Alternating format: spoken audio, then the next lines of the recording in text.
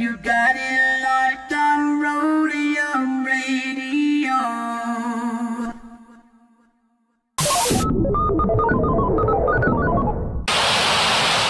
Hey Tony, drop that. What bass? I bet. Dr. Dre in the place to be. Co-rockin' shit with my homeboy Steve. After Roadium, get stupid dumb. Yo, don't think that you can get none of Dre. The motherfucking doctor, the bitch hopper, the sucker motherfucking stopper. I'm fucked up, so don't mind what I'm saying. I'm just kicking it with Steve, Tony, A.A, Susan. Yo, we be choosing dope shit to put in a mix. Know what I'm saying? We kick shit like and that's a fact. And if your shit ain't in a mix, you know it's whack. And that ain't no bullshit. I'm kicking facts on a serious tip. Word up, Dr. Dre's in full effect doing serious damage, boy. Tony A. Tony A. When you're ready, go.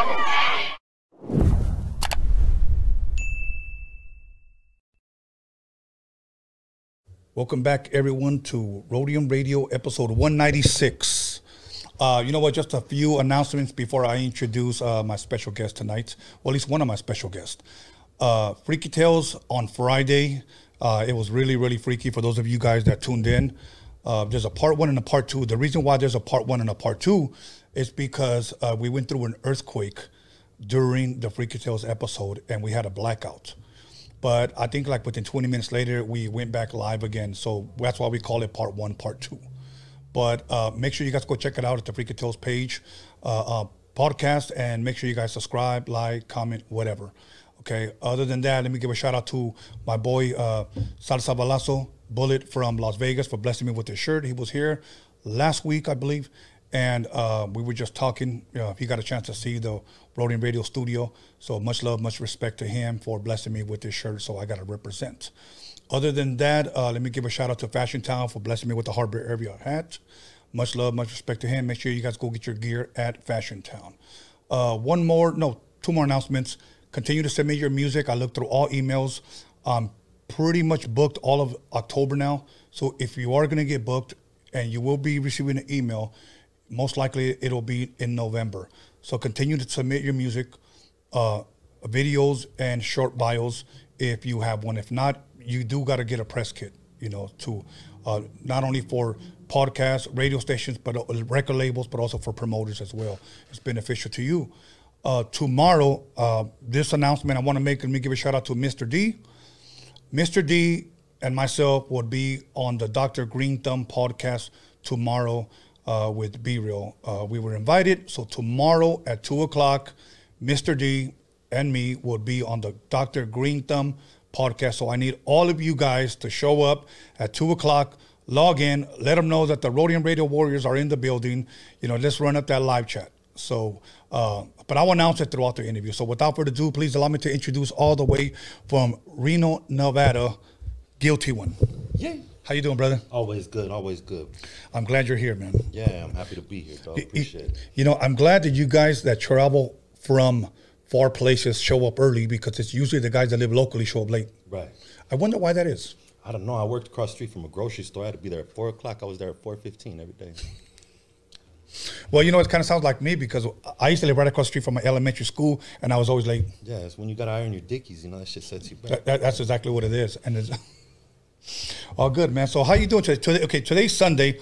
I'm a big time football guy. Today, I'm going to tell you exactly what I did. Got up, got some menudo, and I just chilled and watched football, bouncing from channel to channel to channel, watching football. Man. What do you do on a Sunday, bro? On a Sunday, I do what I do on a Monday, on a Wednesday, on a Saturday night, on a Tuesday morning. I wake up, I try to get it, try to make it make sense. Me and my girl, we own a store, a family discount store called Wild West Liquidators in Reno, Nevada. Okay. We just recently expanded to 7 days. I remodeled part of the unit to be used as our esthetician salon. We're opening a salon. I have a recording studio being built right now. I also work with an investment company, pretty close to full-time with some of their investments. So I'm up and at it all day long. Man. I enjoy the hustle, though. I don't really say, people ask me what I do for fun. I mean, I guess get it. Making a living. Yeah, just securing a future for my family, for my kids. I love doing things out in nature when time permits, but truly speaking, it's the grind eats up most of my time. That's dope. You know what? And that's what I mean, because mostly every morning I like to post up somewhat of an inspirational quote, and I always tell people, have a blessed and productive day. And to me, that's the definition of a blessed and productive day, that you're up on the grind. You know, and I like that because I've known people, even certain family members that, and I'm not trying to disrespect, but I'm going to say it the way it is, lazy as fuck. Right. And they just sit around. What are you going to do today? Shit. Sit around and get fat. Right. And I'm like, damn.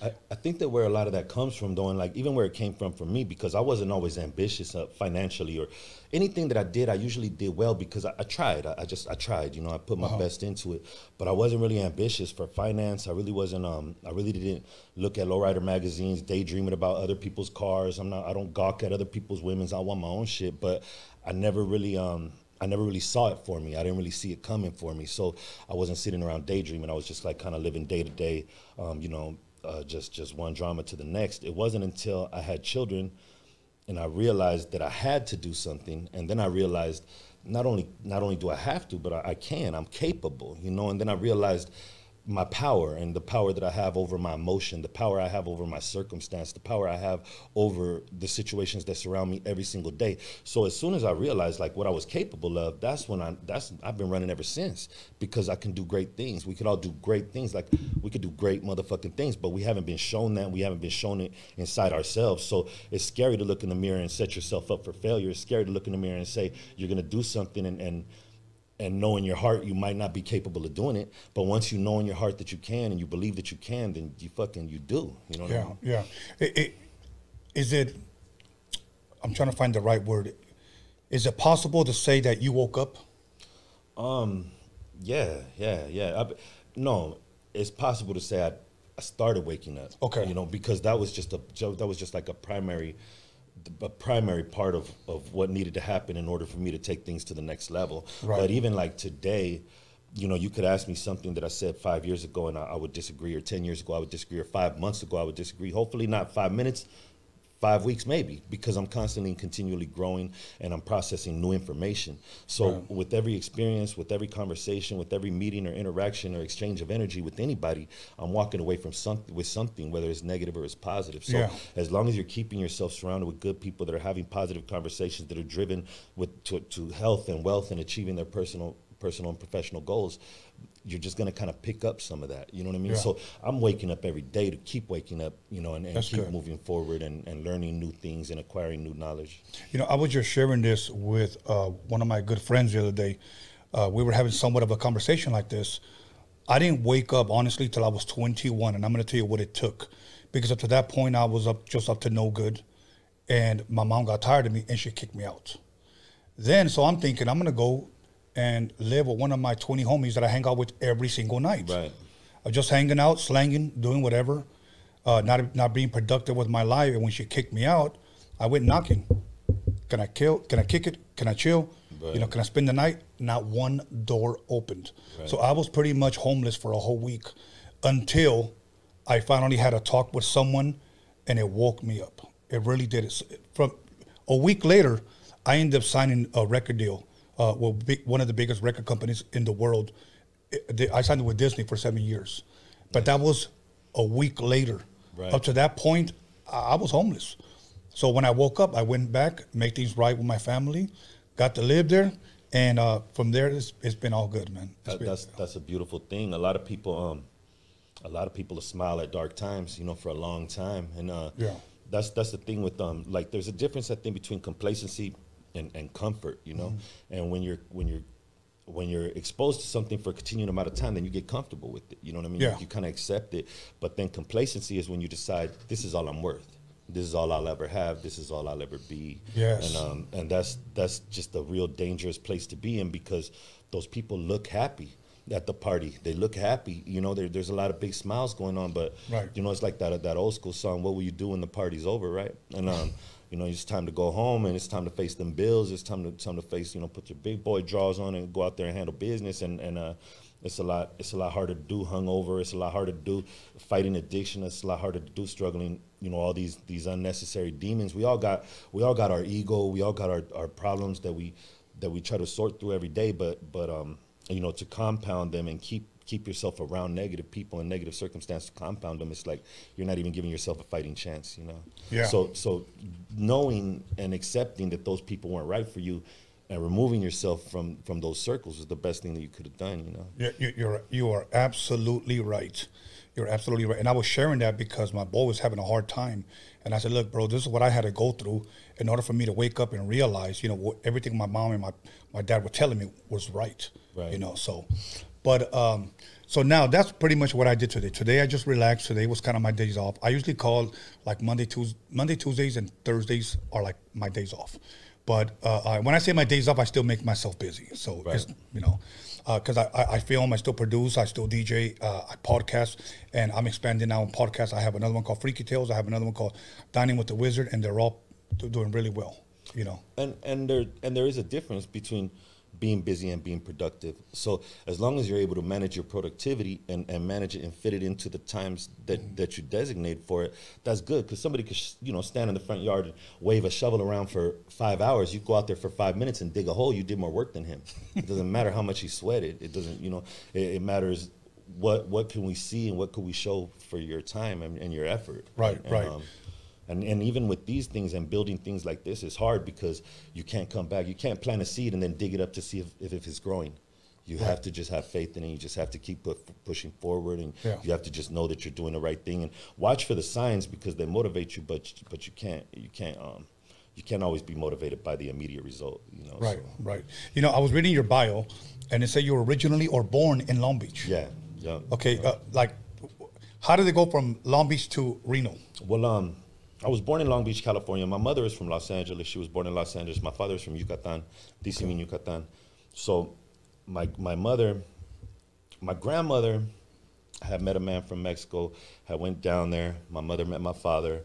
You know, they had married down there, had my sister down there, and she was about 3 years old when they moved up here to I forget where we were in Long Beach.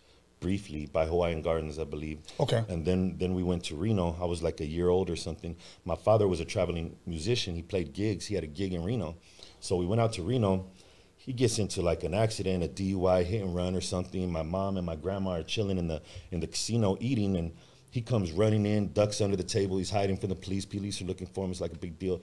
He bounces, and my mom's real proud. Real proud, stubborn, proud, you know, not in a disrespectful sense, but she's real tough skinned, real tough, strong minded. So she stayed right where he left her. And you know, he ended up kind of bouncing back and forth to try to get us to pick us up and take us back. But I mean, you know, this is the early 80s, you know, it's not that easy. And he goes out there, he tries to hustle a little bit, make some things happen. He ends up getting caught up for bringing people over the border. He goes and does like 5 years, gets out, you know, back and forth, you know, every few years or few months. Get drunk, call my grandma will tell him they're right where you left them. So we've been right where he left us.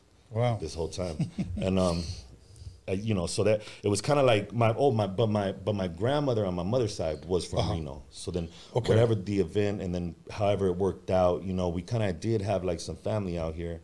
But soon after, they kind of just went their own. We were on our own out there, more or less. You come from a big family, a lot of brothers and sisters? I have 2 sisters. That's it. So it was me and my mother and 2 sisters. I have a brother that was in Long Beach. He grew up in Long Beach with my grandparents. So he lived an entirely different life, and we don't really see eye to eye on a lot of things. I don't know if he counts me. You know what I mean? When he counts. So it's safe to say that it's pretty much like you were raised pretty much by your mother. Yeah. Okay.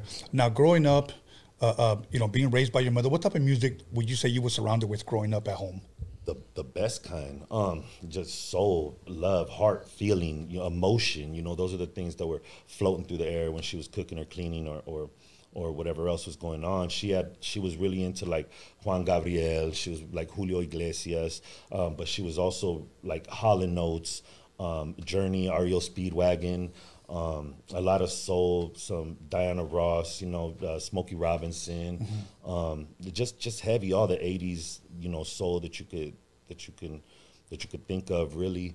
I was big on the radio, though, because I used to stay home. My mother worked, you know, single parent. She had to work a lot, and I was young. My sister was in school, and I used to stay home alone, and I would kick it in the closet and pull, you know, it was a lot of noise, a lot of racket. I'm 4 years old. I'd kick it in the closet and pull the radio up, and I would just jam and draw and jam and draw and try to color the music, just try to color the sounds or make whatever the sound was like, make the paper look like it to me or whatever. And so I spent a lot of time with the radio waiting for my sister to get home from school, and for at least a year or two until I was old enough to enroll. So you grew up and listened to a bunch of different genres, and it just wasn't like, if you will, like back then. I don't even know if they were considered oldies. We called them oldies still, but they was still somewhat new. But yeah, Roger, Zap, Hall & Oates, everything, all the funk stuff, Parquets, and Parliament, all of that, because it was all. And even in Reno, Nevada, we used to have a park that gave breakdancing lessons, you know, and I had a sign that said breakdancing the Saturday 11 to 4 or whatever it was. It was like paid for by the city, you know, however they budgeted it. I don't know how that worked, but you could go down there and you could learn how to breakdance. And so, you know, I was born in, I'm 42 years strong. I was born in 79. So a lot of people argue that that's roughly the birth year of hip hop. So a lot of people that came up, like you're a little bit older than me, you came up under a lot of those other genres that contributed to what is hip hop now. I grew up with that mixed child. You know what I mean? That was like my classmate, you know, this kid. And so growing up and having hip hop at my root, at my center, was still complemented by all these other elements that contributed to it. You know what I mean? So it was very easy for me to identify with all the music that my mom was listening to, because a lot of that was found in the roots of the early hip hop. A lot of the horns, a lot of the jazz, a lot of the R&B, a lot of the runs, the singing, like all that was coming from, you know, in the kitchen. I was listening to it already. And then when I heard it like flipped, and when I heard it, you know, with some drums, and when I heard it, you know, freaked, I was like, okay, yeah, this shit's for me, you know, for sure, for sure. You know what, do you remember your first, if you will, encounter or your first experience listening to rap, and what was it? Do you remember the song? I don't remember. I can't say when or where I heard the song, the first song I heard, but I can't say the first one that really captivated me was The Show, Dougie Fresh. Yeah. And there's a lot going on in that song. There's a lot going on in that song. It's like it's just showcase. It's like, to me, it's kind of like a BMX freestyle competition. They come in, he's standing on the handlebars, now he's standing on the back, now he's over here laying down, now he's doing all this other shit. Like, that's how it was. He was beatboxing, and they were doing melodies, then they were flipping Inspector Gadget, then they were coming back with original breakbeat. It was like, it was a masterpiece of all the elements of hip hop at that time, and it was something that I really fucking kept on. We had the disc, you know, little 45. Yeah. And it was just something that I kept playing. That's dope. You know, it's funny. Have you ever heard, I don't know if you have, because it was in LA, there was a place called Radiotron. You ever heard of a place called Radiotron? I'm familiar because break-in. Yes. So I'm familiar, and then also a couple years ago I went there with King T. He was performing, who was it? Battle Cat was there, Medusa was there. It was just a bunch of people I knew, but there was a bunch of people that I didn't know, but that I had known of, you know. I'm sorry, Lorenzo, breakdancer. I know you're talking about. He was there, but that was before he had passed. Right. So Shabadoo. So I had met him, met a few people out there, and it was cool, man. It was like a trip to Disneyland for me, because that stage was the stage, you know, for these movies that I was soaking up. This, you know, the break-in, obviously the B Street, the Crush Groove, all those things were like my cartoons, you know. Oh yeah, and the reason why I bring it up is because I interviewed the owner, Carmelo Alvarez, Mexican guy. I interviewed him here, and then just what's today, Sunday, Wednesday, I had his daughter. She's now doing podcasting, acting, modeling, and stuff like that. And they have reunions every year for the Radiotron. Right. They're doing his movie. But I bring that up is because you brought up the show with Dougie Fresh and Slick Rick. And that was the first time in 1985 I walked into Radiotron, and that was the first song that I heard. And it was the guy, Tony G, from the Acadian Mixmasters, who produced La Raza, Mentirosa. Right. He was out there DJing. And that's when I was just blown away by that song, which you just said.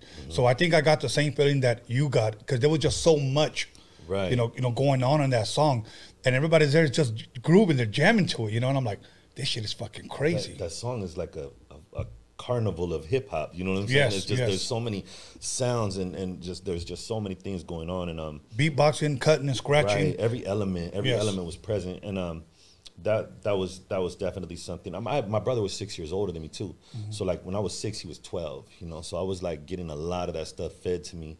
But like I said, I grew up with hip hop like a neighbor. You know what I mean? Right. I know the music. I know the you know, a lot of the history, a lot of the connections, and I've been fortunate enough to, in my little adventures, network and work with and build relationships with a lot of the people that I was growing up listening to and you know, idolizing. As a man, it's a funny word to say, idolizing. I can't say that I do that now, but I do that as a young and full of wonder.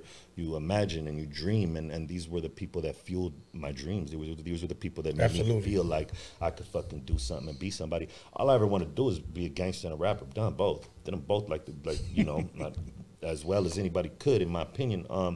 But it was at the heart of my passion, like since I was young. You know, and if you really think about some of those songs, like that one was a very, very, if you will, I don't want to use the word complicated, but for lack of better words, because they had so much in it. Right. And then you take the simple ones like boo boo ksh, apply girl ksh. Yeah, and yeah. that shit was just fucking just as amazing. Even right now, just that dun, dun, ksh, dun, dun, ksh, like you could drop that shit right now. Right now, it'd still be banging anywhere over the world. Yeah, it still be banging. Like, I mean, think about songs like More Bounce. Okay. right. They just say the same thing, more bounce, Right. and that's just still a fucking classic. Now, you look at songs like that, let's just say a song like Knee Deep by Funkadelic, you got More Bounce by Roger and Zab, then you got songs like, what's another, Atomic Dog by George Clinton, all possibly 10 to 12 minute songs, Right. okay? Right. And we could just bump them and listen to them. Right. Today, my attention span has gotten shorter with this new sound of music. Right. They're 2-minute songs, which I cannot listen to, but I can go back to these 12-minute songs and bump them. Right. Do you think because of technology, now that anybody can pretty much do this, that the quality of music has been watered down? Of course. Of course. Okay. You can get an apple pie at McDonald's. If you get an apple pie at Marie Callender, it's going to be a little different. And then you get an apple pie at Grandma's house, it's going to be even different than that. You know what I mean? Right. So the further you get from the organic root and core of something, you're going to lose elements of it, and new elements are going to be attached to it. Just like geographically, you go down to Memphis and they have hip hop, but they got like their own thing down there. You got Atlanta, they got like kind of like their own thing. And so the further you get from the root or the core of the beginning of things change, and in some directions it changes bigger and better, and in some directions it withers, and in other directions it dies altogether. Right. But the elements that I looked for as a young artist, as an aspiring musician, those elements, I think had I been born right now in this day and age, I might not even be a fan of hip hop, dog, to tell you the truth. You know what I'm saying? Like I don't I might not, it might not have pulled me in the same way that it did when I was young. The magic of it, or the wonder of it, and the freshness of it, and everything, the colorfulness of it, and just everything that it was. I don't think that I would be drawn into it as much, which is why I'm not even right now. Most of the music that I listen to is older. You know, it's not. Right. I give new artists a chance, but most of the new artists that I listen to, I met them, we networked, we kicked it. I got a feel for their character. Somebody told me about them. They were recommended or something like that. I don't just like show up at the, on the new release list on Apple and just see what I could do, like you would at Mirabelli's or at Warehouse Records, on Tuesdays or Thursdays to get the new shit in. You go down there and you see what the fuck's up. You know what I mean? You spend your $12. If that's all you have, you're gonna spend it on a rap CD right now. Right. And it was worth taking a chance. If you like the genre, a lot of it could fit, with what you listen to. But nowadays, not so much at all. Yeah, when I speak my mind about today's music, when I say today's music, speaking about today's rap, a lot of people get upset with me because I speak the truth. And I'm just giving my opinion. Right. I don't, if I say, well, you know what, maybe I just don't like this new Drake or new Donda album. Oh, you're just hating, you're picking on them.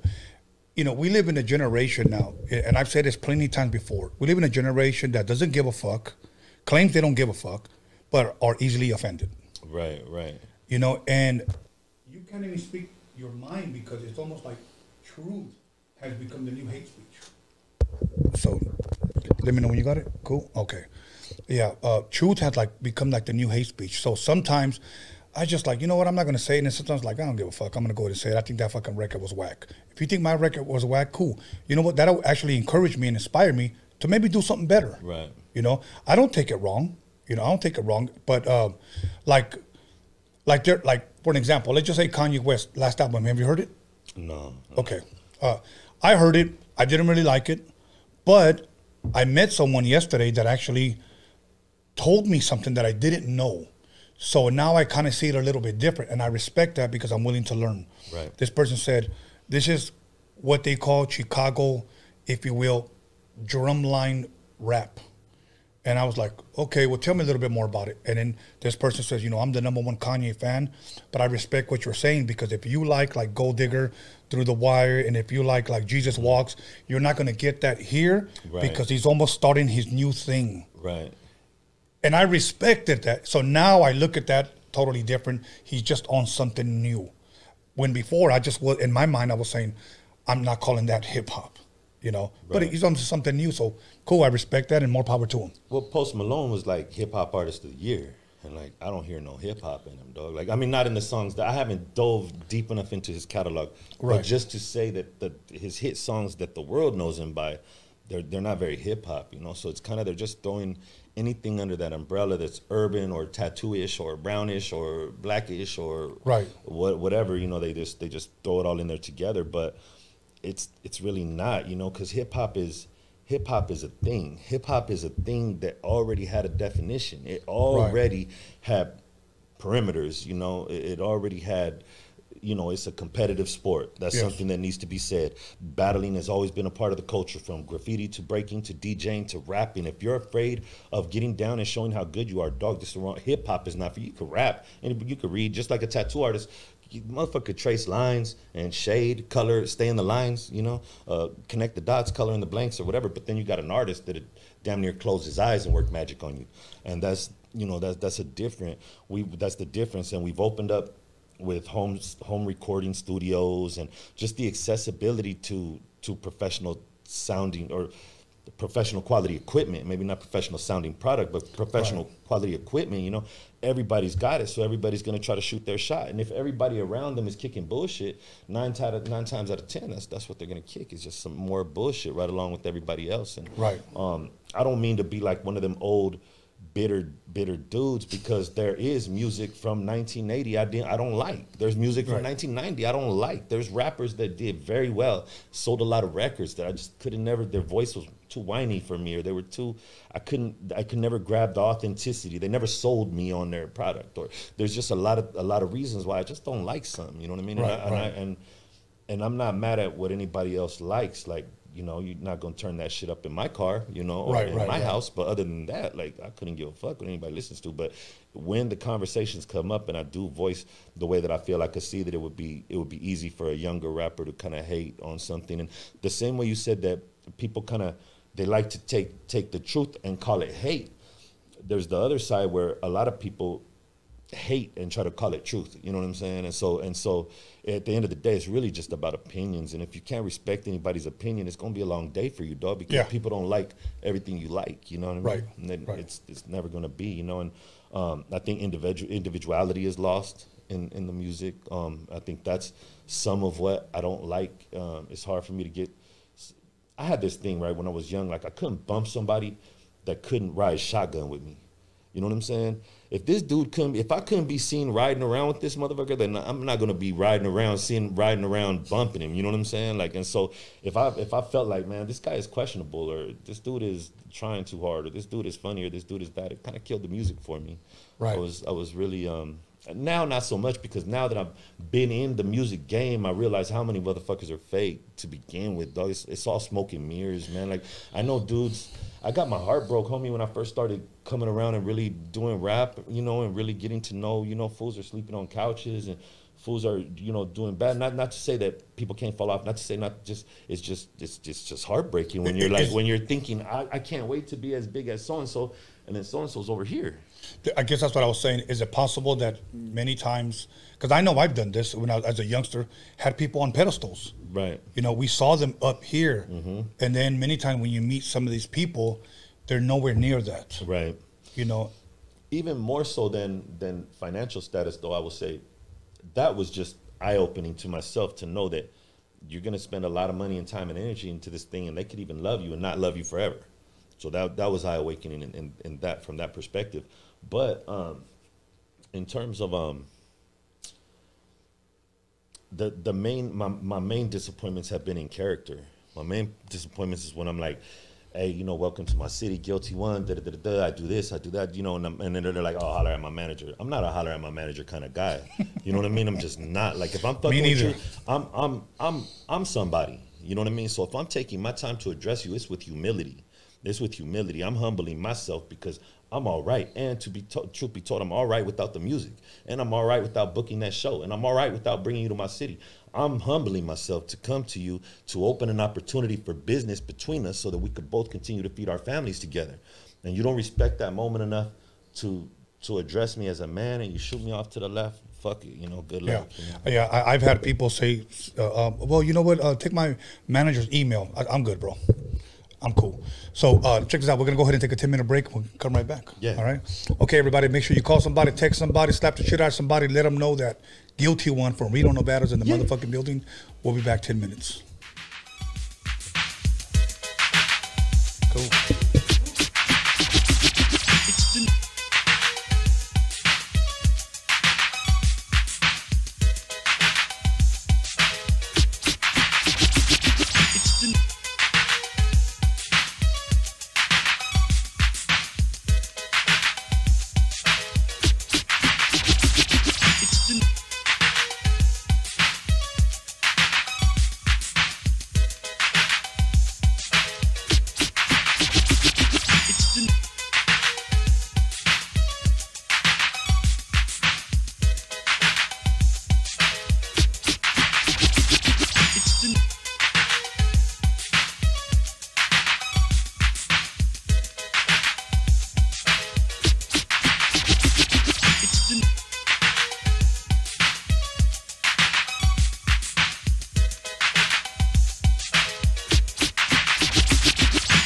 Yo, call somebody, text somebody, slap the shit out of somebody.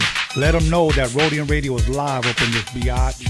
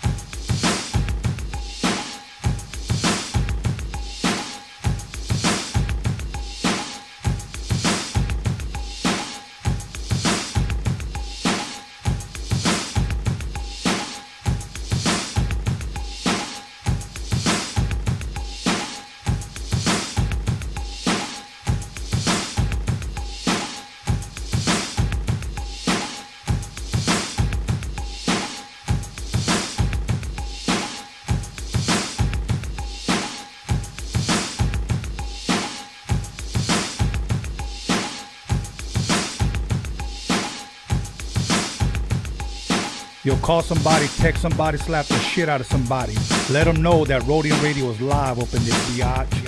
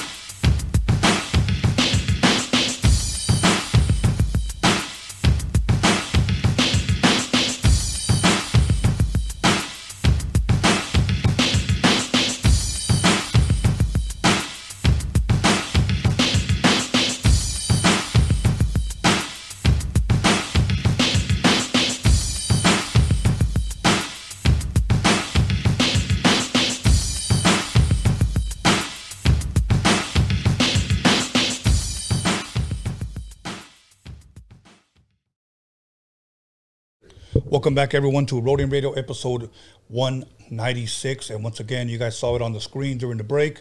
Tomorrow at 2 o'clock, tomorrow, Monday at 2 o'clock, Mr. D and I will be on the Dr. Green Thumb podcast. So make sure you guys tune in. Okay, it's going to be dope. We're going to go ahead and be promoting not only the single that is out right now, but also his up-and-coming single that I produce. We're about 6 or 7 songs, more like 7 songs into the album. I'm going to produce possibly about 18 and pick like the best 12. So you guys get a full album. We're going to do a lot of different shit, a lot of throwback type of shit that you guys are really going to truly enjoy. But you know what? We'll talk about that later. Without further ado, once again, Guilty One from Reno, Nevada. Yeah. So now, you know what? You know, I keep moving this cord. I think I got a bad cord. Are we still good on my head? Okay. I wanted to ask you something that's kind of controversial. Not to me, probably not even to you, but the people out here.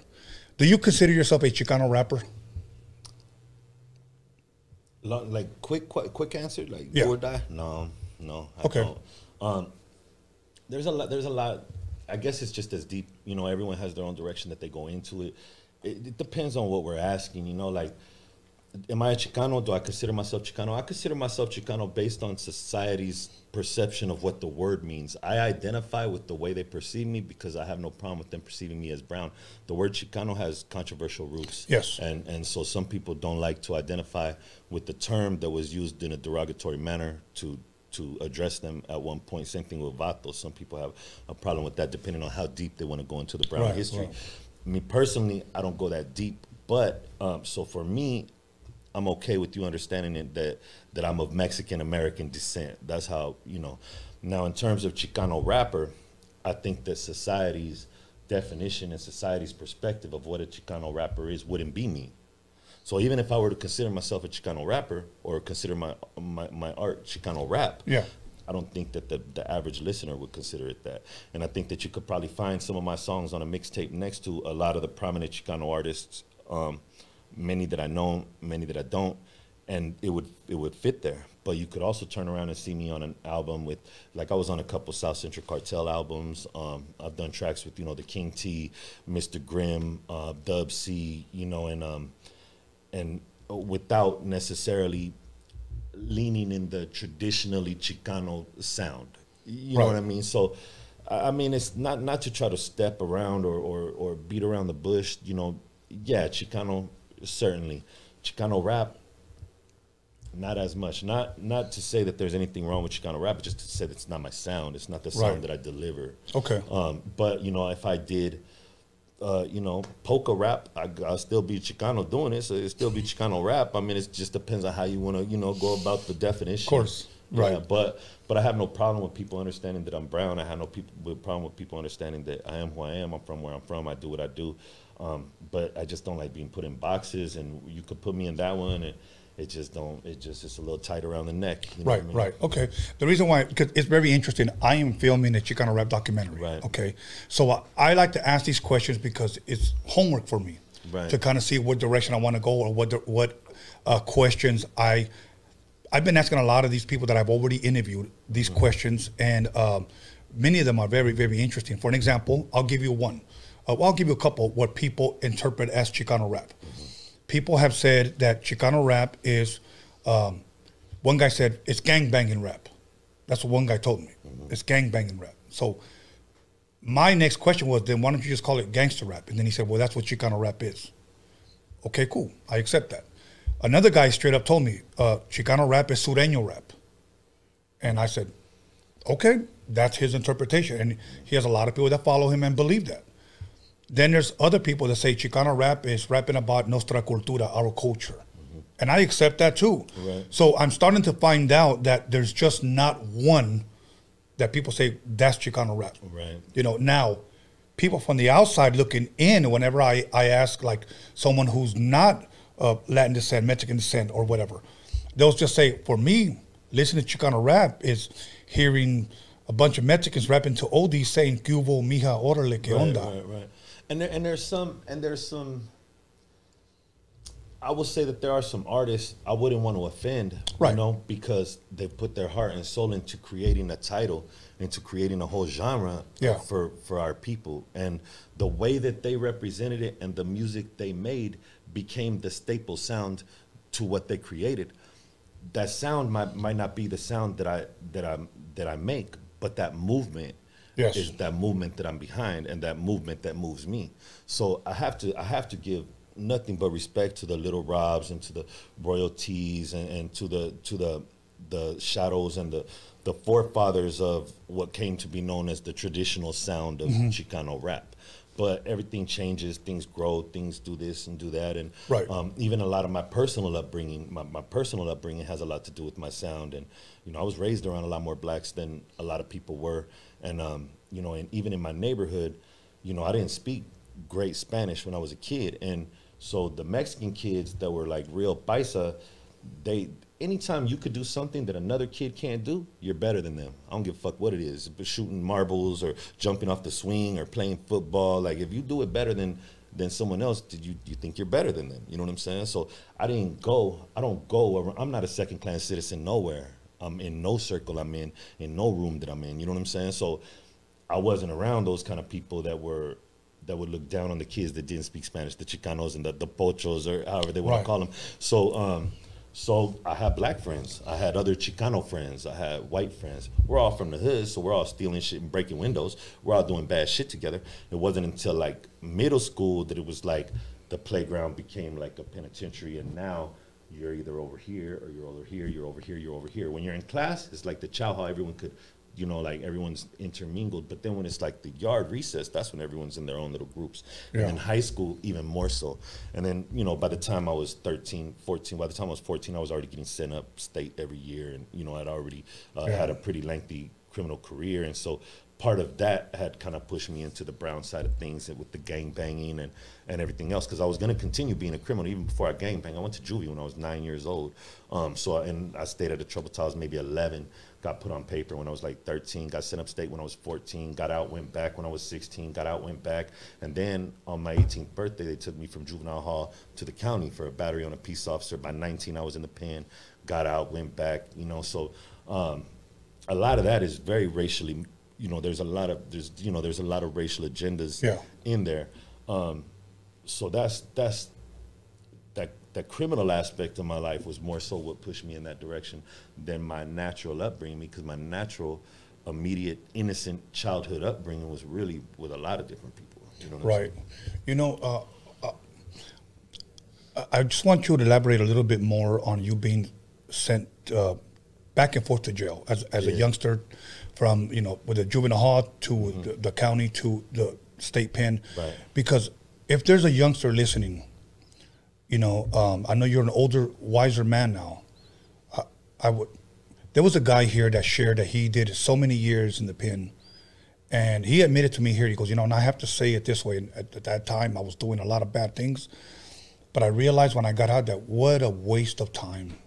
He said, what a waste of time. And to me, I'm glad that he said that, because many times there are people that have come here and have glorified that, right, instead of possibly shedding light on a positive message and saying, you know what, it was a waste of time for me and I shouldn't have done that, because ultimately who do we hurt is our family. Yeah. You know, I don't know, you care to elaborate a little bit about that? I think that for me personally, no regrets. No regrets, because, you know, you could give me a piece of shit, and if I could come back with a diamond, then I've given value to that shit. You know what I'm saying? I've taken something negative and I've given value to it. So, you know, E40 said in order to do some right, I had to do some wrong. And I don't think that I'd ever be in the state of mind that I'm in the frame of mind that I'm in, to be able to help people and reach people as much as I do, if I didn't understand and go through all the shit that they're going through. So every mistake that I ever made that didn't kill me was worth making. You know what I mean? And I ain't got myself killed yet, so I'm doing all right. But in terms of the glorifying of the violent culture and everything, I don't feel like I used to. I'm still from my neighborhood. I still kick it in my neighborhood. I'm still good with my homies. I don't have nothing to run from, none of that. I didn't rank out, rip my tattoos off, none of that shit. I walk around with a flag in my pocket daily. I'm from where I'm from. I am who I am. I love my people. I'm always love my people. People can't take my neighborhood from me. You can't tell me that I can't love my people because I want something better. If I want something better and I'm doing something better, then it's my responsibility to come back and show it to them. And a candle it shines brightest in the dark. So that's why I stay close to the neighborhood. Not because I glorify the things that they're doing, but I can never show them another way to do it if I'm not there to show them physically in front of them. But the main reason that I don't feel the way that I feel is because I realize now that all the circumstance that we were in that created the desperation, that created this suicide mentality that we have is by design. And that there's people with the money and the resource to change it and fix it, and they don't and they won't. And so the fact that we're down here broke and dying and starving and robbing each other and on drugs and desperate and doing all the desperate acts that we can is because there are people that can help us that aren't. Right. If me and my 50 friends were born in another neighborhood in Beverly Hills, all with the same soul, but except for our parents was maybe doctors, our parents was maybe painters, our parents was maybe this and that, yes, one would still be a little funny than the others. One would still be a ladies' man. One of them would still be handy with his hands. One of them could still fight, but we probably wouldn't be throwing our lives away. We probably would be having a value for ourselves and for our life. So the fact that we're not in those situations, in those neighborhoods, and we're in these negative situations in these fucked up neighborhoods, that's by design. So the more we fuck ourselves up and tear this place up, the more they win. It really sounds cliche when you talk like that, because I heard those kind of things said my whole life, but it's true. It's really true. And so for me, it's hard for me to say, like, you know, give my little homie a pistol and tell him to go hurt somebody, give my little homie some dope and tell him to go fuck his life off. Like, I can't do that. I know there's enough people rooting against us. There's enough people seeking our destruction. You know what I mean? And I don't want to be a part to contribute to that. You know what I'm saying? Right. It doesn't. Now I'll never tell nobody to be a coward. I'll never tell anybody has the right to stand up for themselves, for their family, for their property, for their friends, for the things that they love, no matter what. To the end of time, you got that coming. But you shouldn't be just bashing your head against the wall. You shouldn't just be chasing cases. You shouldn't just be smoking dope and living at your mom's your whole life. You know what I'm saying? Like weighing down the people around you. Like if I shoot somebody, the man that investigates the case gets paid. The man that arrests me gets paid. The man that keeps me housed in jail gets paid. The man that takes me to prison gets paid. The nurse that takes my blood gets paid. All those people get paid, and they get paid and they live good. The man that I shot, the police, or I mean the medics got paid to try to save him. The coroner got paid to take him to the box. A man got paid to keep him frozen. A man got paid to put him in the ground. So many people just got rich off this situation that me and this one man did. Everybody got paid but us. Now I'm going to jail. He's going to hell. Everybody else is going to the bank. How's that good for us? How's that benefiting us? You know what I'm saying? Like, if we love our neighborhoods and we love ourselves and we love our people and we're so proud and we're so down and we're so big and we're so badass, then how come that's all we could fucking do? That's not badass. That don't impress me, dog. I'm not like, shoot somebody that can do something, that create a change somewhere. Like, you shot Paco. Paco smoked out. You're going to jail, dog. And you know what I mean? Nobody gives a fuck about you or Paco. You know what I'm saying? Right. But But if you're out there and you're a real soldier for a cause, make a move that matters then, soldier. Yeah. I'm not calling nobody out. I'm just saying that's the way the way that things make sense to me. Yeah. And so since I feel like I'm fighting a different war, now I do show up with my boots laced. I do show up with some game. I do show up with some good example. I do show up with some community resources and some lessons for the people to benefit themselves from. And that's what I'm on personally. That's and I didn't have to rip my tattoos off to do that because my homeboys know me. And they know the kind of stupid shit that I did. And they know that I want good for them. And if I didn't love them, then I wouldn't. You know what I mean? But I do. And I don't want to see them throw their lives away. I don't want to see... If you took a 80-year-old gang member from every most notorious killingest gang on the planet, I bet you they tell you they did it wrong. So then why am I waiting to be the 80-year-old gang member to regret everything? Dog, regret is heavy on the heart, dog. It's heavy. And in them last days, it gets heavier. You know what I'm saying? And very true. I'm not going to paint myself in that corner. I know that what I did was wrong. I know there's a right way to do things. I know that our only true independence and freedom from the bullshit, from oppression, from tyranny, from all that is financial. And the only way that we can get $1 is to get it in a legal manner, dog. You know what I'm saying? And that's not to say that there ain't no square money out there. There's so much square money out there. It's crazy that people are still risking their lives. Dog, we got rich off the pandemic masks. We were selling them three for $20, $8, getting them for the low. You know what I mean? During the pandemic, you came up. Yeah, and we were making decent money off that. There's a way. There's always something out there. And if you have the hustling and the entrepreneurial spirit, then get out there and get it. Get out there and do something. I had seen an interview that Royalty had done where they had asked them about, you know, somebody had asked him what they could do or how, you know, this and that. And he said, you know, shit, you're a landscaper, fucking knock on your neighbor's door, mow his lawn, knock on your another neighbor's door, mow his lawn, knock on your another. By the end of the day, the week, the month, whatever, man, you're going to have a lot more business than you did. And like, I tell that to the little homies all the time. Like when a homie comes and, oh, what's up? You got, oh, what are you doing? Oh, I'm a framer now. Dope, homie, ask a lot of questions. Watch YouTube videos. Look up framing hacks on YouTube, dog. Study as much as you can and then fuck that company in 5 years. Open your own. You know what I'm saying? Like we're so accustomed to building other people's dreams. We're so accustomed to other people standing on our motherfucking backs to reach the top. You know what I'm saying? We don't understand that that's our place. We belong there too. And I looked over the fence, dog, and I seen how they're living. And I need that too. I want that too. Of course. You know what I'm saying? Like, and I want my people there with me. You know what I'm saying? I want to be there with familiar faces, you know? That's awesome, man. So those are the kind of things that I push when I'm at the barbecue is health and wealth, diet and finance, dog. I'm talking about financing houses. I'm talking about mortgage payments. I'm talking about velocity banking. I'm talking about things that nobody else is going to tell them. Nobody else gives a fuck about my friends. Nobody else gives a fuck about the little homies. Nobody else gives a fuck about us down there. Nobody. You know what I'm saying? They'll roll through with tanks for 13 and 14-year-olds, you know what I'm saying? Literal National Guard tanks in the neighborhood knocking down doors and gassing people and shit for 14-year-olds, you know what I'm saying? Like, it's fucking wild. And so this is the world that they're living in. Yeah, you look like you came to help with a fucking tank. Yeah, y'all look like you came to help with some fucking handcuffs. You look like you came to help with a prison sentence or a sentence that they get sent upstate, and none of the counselors give a fuck about them. All they do is just pass some pamphlets, talk to them a little bit, you know, and then they go out. None of it is to fix anything. None of it is to change anything. That's why it doesn't work. Imagine taking your car to a mechanic and it came back broken. And then you took it back and it came back without a door. And then you took it back and it came back with no tires. You would stop sending the fucking car to that mechanic. But yet we will send the same kid to the same jail acting like they're fucking fixing him. And he comes back with more problems than he went in, and we send him to the same fucking jail again. You know what I'm saying? It's the only society, it's the only part of society where, like, you remember them little Play-Doh machines? Yeah. Where you go like this and the extruder pushes it out? Yeah. Well, it's supposed to be a star, and you push this out and it's fucked up, right? Because there's a rock in there. Well, in this society, they'll take that star and they'll mash it and they'll cut it and they'll beat it and they'll fucking try to make it into a star, and then they'll push it out, and then they'll push another fucked up star out. And they'll keep doing that, and they keep correcting the product without correcting the system that's creating the product. Dig that fucking rock out of there. Then you don't gotta beat these motherfuckers into shape. Right. Then they just come out okay. You know what I'm saying? But we have to understand that things are designed for the direct intention to fuck us, dog. Like, that's the first thing that we have to accept, is that they don't give a fuck about us. And that everything every position that we're in is not because brown people are shitty, brown people suck, brown people are lazy. Brown people are doing fine all over the fucking world.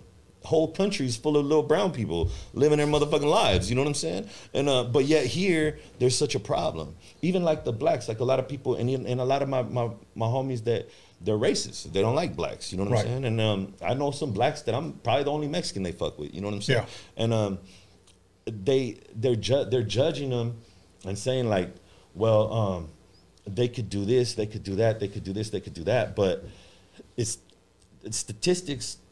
They speak for a reason, you know what I'm saying? And if you're trying to tell me that, like, so then how come, so then what's the difference between the African and the African American then? America.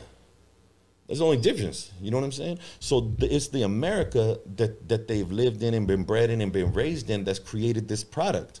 And then they want to slap it and beat it into shape instead of fixing the system that's creating this product. Right. You know what I'm saying? Right. And so I sympathize. I sympathize for the struggles of every race, because even the white people think that it's like a black and, or the black people and the brown people, oh, black and brown, when we get together, we're gonna rule the world. Like, dog, it's a whole trailer park full of white people over there in the same situation as us. There are brothers in the struggle.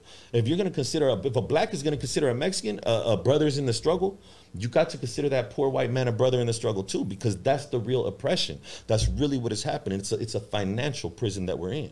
You know what I'm saying? And we gotta be all on board if we're gonna fight those higher level problems that affect us all. But since we're down here pushing each other off the swing set, you know what I'm saying, then we can't, how the fuck we can ever get anything done? You know what I'm saying? I forgot what I was gonna ask you. I just keep talking, dog. Hey, you know what? I love it though. I love it, big dog. Okay, you know what? Okay, here it goes right here. Because I want to promote your music. Right. Okay. If I'm correct, in 2002, I began recording and performing under the street name Guilty. Yeah. Okay, in 2002. Why? Let's talk about why the name Guilty or Guilty One. Guilty is my gang name. Actually, I was always into something. I went to jail when I was 9 years old. Again, I was in and out of juvie, fighting at school, stealing, always stealing, breaking into cars, stereos, robbing houses, you know, all that. And so that's where Guilty came from. Then when I started rapping, I was like, man, I need a rapper name, you know what I'm saying? So then I was like, Guilty One, you know what I'm saying? That was about as creative as I could get with the name. But there were so many things about my character at the time when I started rapping that I really was on a mission to keep it real. I was on a mission to be the truth, to be the real, to be that street dude that's really this, that's really that, that's really this, that's really that. And so I didn't want to step too far out of my actual character. I didn't want to create a performer identity or whatever. But yeah, I mean, and realistically, since then, it's just more or less been an overt it's an overt expression used to communicate my contempt for the manner in which Chicano youth have been labeled in America, kind of like branded by birth and tatted by choice. Guilty, you already saw that when you looked at me, and I'm just confirming, you know? Okay. Now, 2002, what led up to that? Like, were you rapping before? Were you writing before? I had always been freestyling. I always could rap. I always could freestyle and put words together. Like, around what age would you say that's when that started? When I started rapping, like poetry, like 4 years old, 5 years old, 6 years old. I used to walk down the grocery store aisles with my mom and just try to rhyme things on the shelves. Try to rhyme things. Make a song and just rhyme all the ingredients and all the things that I saw in the store. I was writing, getting locked out of the house in the first grade and write a song about it, freestyle a melody about it. I was putting together hooks. Now, and these things just started coming to you, not necessarily you saying at 4 years old, I'm going to be a rapper. You just did it because you liked it. I was musically inclined. Yeah. I always had a way with words. Okay. So, you know, a grasp on language. My mom never baby talked us.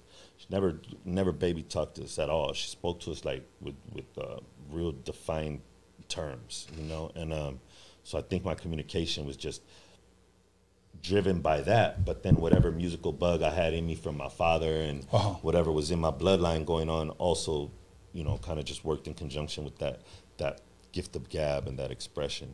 Okay, okay. Now, in 2002, did you already have your producer? How did you come up with your music? I had just came back from Florida. I had gotten paroled, and they sent me out of town. They made me get an interstate compact because gang activity. They weren't either. I had to expire my sentence, or they were going to send me out of town. So I went into town to Florida with my mother.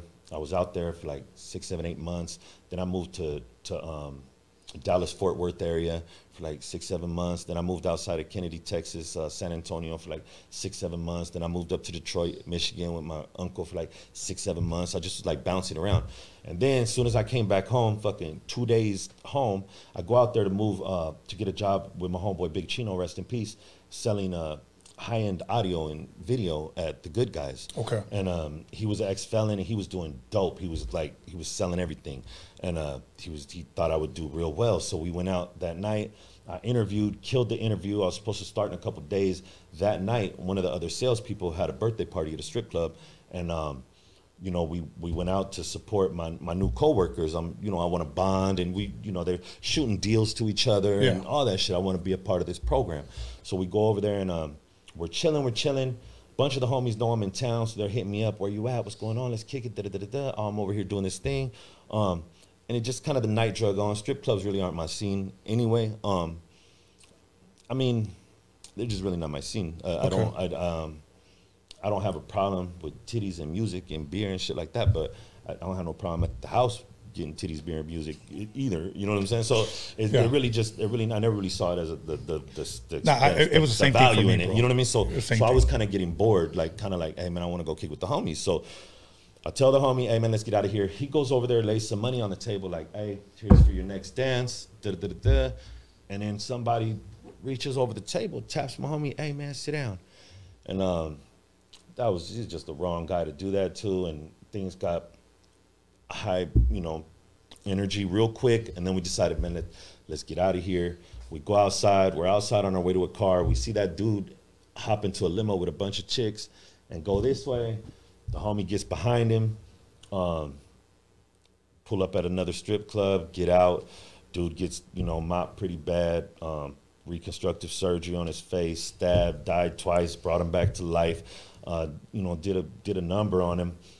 I was there. There were several people there. There was a blanket arrest made on everybody there. Nobody told. In the process, my homeboy Puppet caught a double murder, and they were afraid we were all gonna tell on him. They were afraid that, it's called the empty chair defense. They're afraid that, like, if somebody's dead or in jail in a larger sense, that it'd be easy for everybody to just be like, he did it. You know what I'm saying? We would have never done that anyway. But what that did is that opened up space for a deal. At the time, there was no space for a deal. They wanted to hang us. Because that happened, and because I don't want to say fortunately he caught this case, but to our good fortune, he caught his case, and we were offered that deal. And because we were offered that deal, I was able to raise my children and all that. But while I was fighting that case, I got a job. I really never was big on jobs when I was young. I'm really not big on a shovel now, dog. Like, I don't turn a wrench, none of that. So I go get a job at this moving company.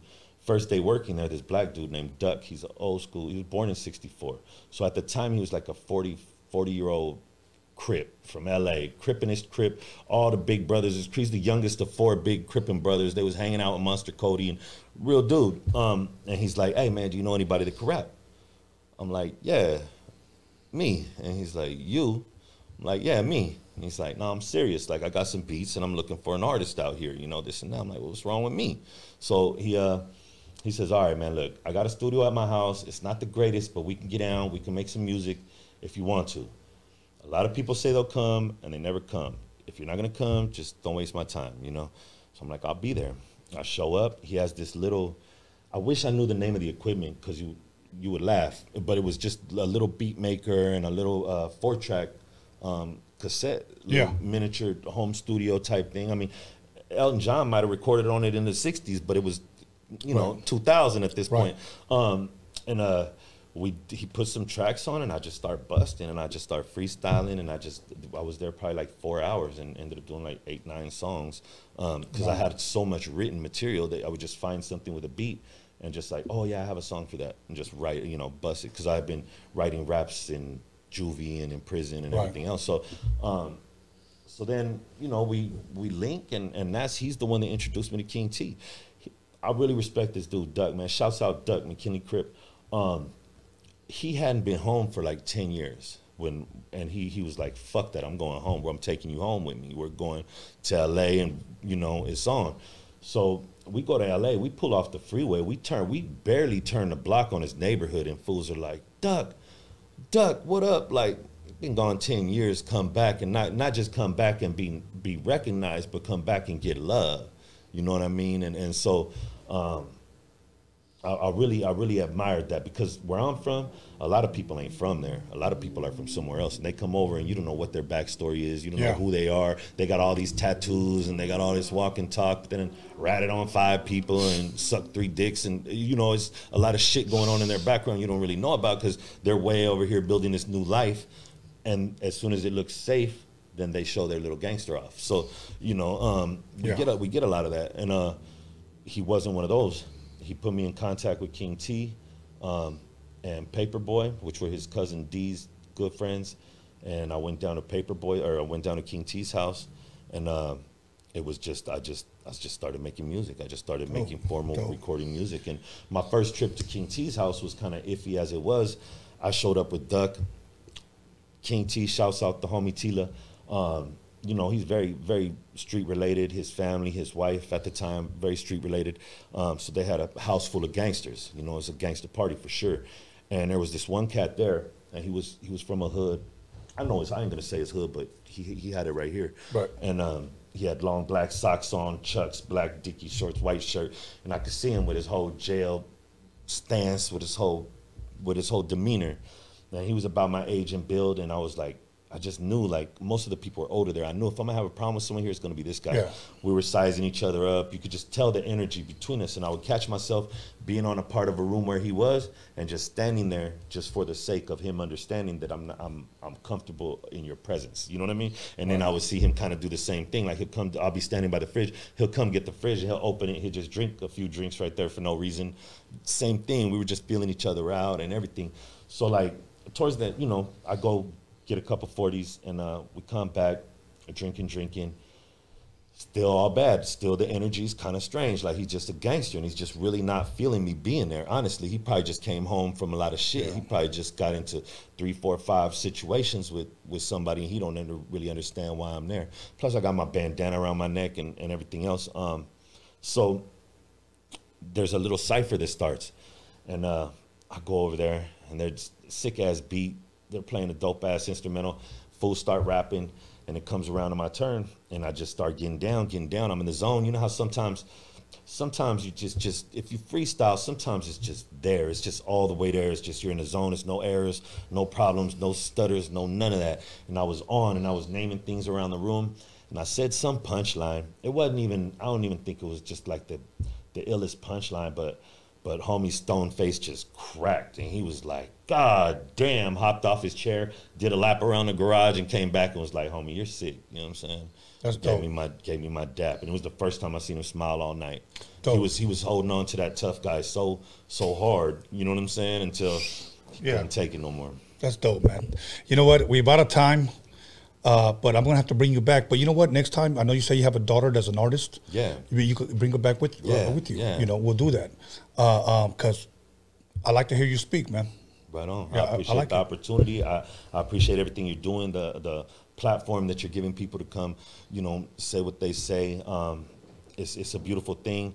It's something that we don't have. It's something that we've needed. It's something that I plan to take full advantage of in any way that I can help build it or extend myself and my services and the things that I do to you. I'm with that too. Your Instagram has been up on the screen. Do you have, where can people find your music? Right now, in my hard drive. Okay. I got a lot of new music on the way. I got a lot of features. But you can find me at ReverbNation.com/Guilty1. It's my older music, but it's there for you to check it out. The new stuff, I got a lot of new high-power features. I got a lot of cool shit going on that I'm going to keep tucked until it's time to put it out. But right now, you can check me out. You know I really do this shit. And it's ReverbNation.com/GUILTYONE. All my other social media, Snap, Twitter, all that shit is Guilty1775, GUILTYONE775. Shouts out that 300 block. Shouts out Crucial. Shouts out Speedy out there in Reno. All these Chicano artists out there making their move. Intense Entertainment, Dialect. We got a lot of people in Reno that I'm hoping the world hears soon. Dope. And we're making it move, man. Thank you. Anything on YouTube that they can listen to? We got some, it's Guilty1775, GUILTYONE 775. I also have some battles, like some grind time battles up there too, Guilty1775. You check me out, GUILTYONE Reno or 775. Put that in your search engine. Don't put it in your girl's phone. You're going to see things you don't want to see. Oh, good. You know what? Just to let you guys know, he brought me this bottle right here. This big-ass bottle right here. I guess we're going to have to crack it open. And, yeah, man, we're going to shoot that before I leave. Hell yeah. Hell yeah. Okay, everybody. Once again, first of all, I want to thank you, bro. I want to thank you. Then we have an opportunity to come back. We'll shoot some dates.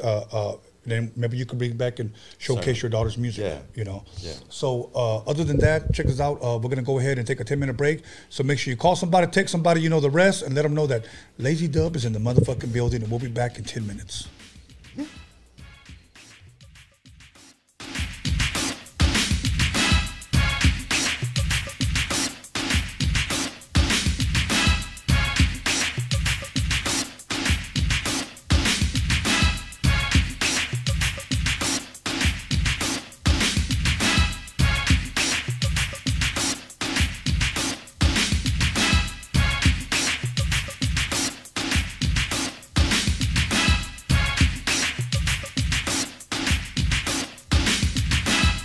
You'll call somebody, text somebody, slap the shit out of somebody. Let them know that Roadium Radio is live up in this biatch.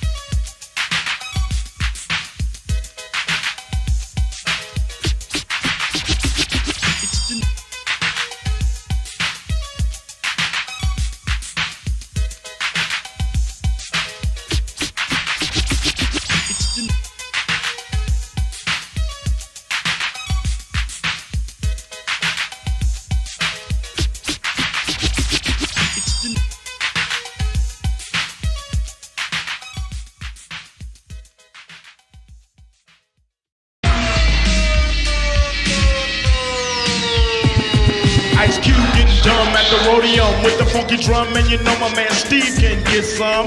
With a fool like Tony A when he plays stupid dope shit by WA. You wanna spray? Dumb motherfuckers, no doubt. And sucker DJ, get the fuck out. Tony A. What did you say your name? What did you say your name? Tony A. I have won 1 million battles. Lights, cameras, action, sound. Give me that mic, I'm about to go down. I'm thinking of a master plan.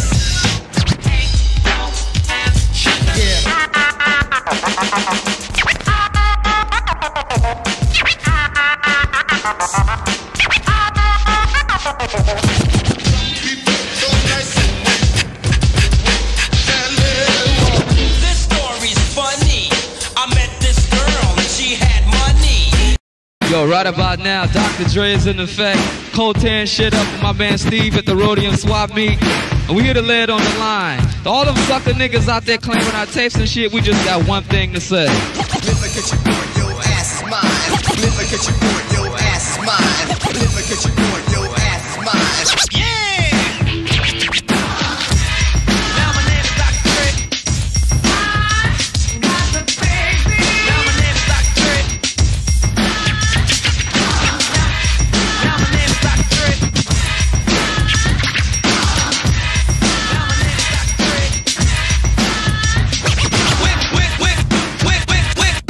Went to a party in West LA. Wanna learn a new dance, that's what you say. Well, here's a new dance that can't be matched. So just step to the floor and do the catch.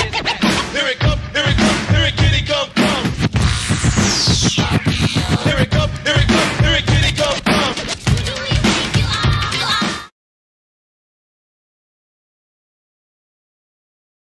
Welcome back, everyone, to Roadium Radio episode 196. And once again, let me go ahead and announce that tomorrow I need everyone to log in to Dr. Green Thumb. As a matter of fact, subscribe and hit the notification bell button on his page, because Mr. D and I will be on the Dr. Green Thumb podcast, chilling, you know, chopping it up, drinking. I don't smoke, so I won't be smoking, but I'm sure they will. So make sure you guys tune in tomorrow at 2 o'clock on the Dr. Green Thumb podcast with Be Real is the host, Bobo and E-Zone and everybody there. We're going to have fun. So 2 o'clock tomorrow.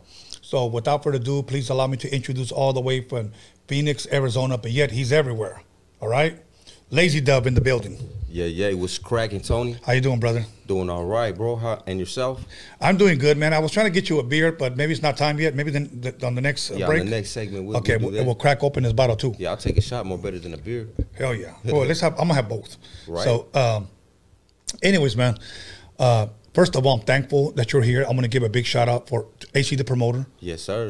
For the plug for both of you guys. You know, so I'm gonna give a shout out. I always like to give credit where credit is due. I always like to give people their proper shout outs, because there's people that have connected me with artists here, and I always like to say, you know what, if it wasn't for this person. So yes, sir. And, big shout out to AC. Yes, most definitely. So now, once again, I was talking with Guilty One as far as sports, but doesn't really watch a lot of sports, or a lot of watch. Like, are you a sports guy? More basketball than anything. Okay.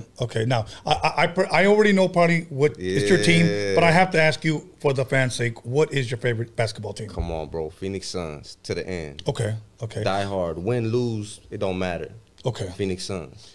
I bet you guys hated the Lakers over there, huh? I'm not a hater. I'm not a hater. So, you know what I mean? It's like, I went to, actually, I think one of Kobe's last games when he played in Phoenix, you know what I mean? Because I wanted to be a part of that. You know what I mean? So it's like, it's competition. You know what I mean? I don't hate nobody. I have no hate in my heart, but they're rivals. You know what I mean? So when we took them out in the playoffs this year, I was a little happy. Yeah. I guess it's more of a competitive, if I can use the word hate, or rivalry, like we got to get them. It's not like I hate that motherfucker. Right. You know? So, no, but I'm a big time sports guy. Again, now if you had to choose a football team, who would that be? Oh, it's definitely going to be the Cardinals. Okay. Definitely going to be the Cardinals. Funny, because I kind of grew up as a Raiders fan. You know what I mean? All right. Yeah, because my cousin was a Raiders fan. So I like the Raiders. I like the 49ers. You know what I mean? I like different teams, because Cardinals wasn't really a homegrown team. But, you know what I mean, came from St. Louis. But, you know what I mean, I'm Cardinals fan. Okay. Let me give a big shout out to all the Raider fans out there, because they're 2-0. 2-0. Now, I don't hate on any team, but I'm gonna tell you the people that have given me the roughest time are the Raider fans. The Raider fans, okay? I don't hate you guys, but slow down a little bit, man. I walked into a restaurant one time wearing my Cowboys jacket. These motherfuckers start throwing chips at me, a Mexican restaurant, you know. Oh, man. And I'm like, it's only a fucking game, right. You know? But there's a lot of Cowboys fans in Arizona. Yeah. Because we didn't have a team, so they gravitated more towards the Cowboys. Yeah. And then Emmitt Smith goes and plays for you guys. Oh, yeah. That was kind of dope. I thought that was dope. Yeah. So congratulations, Raiders fans. So much love to your guys' team.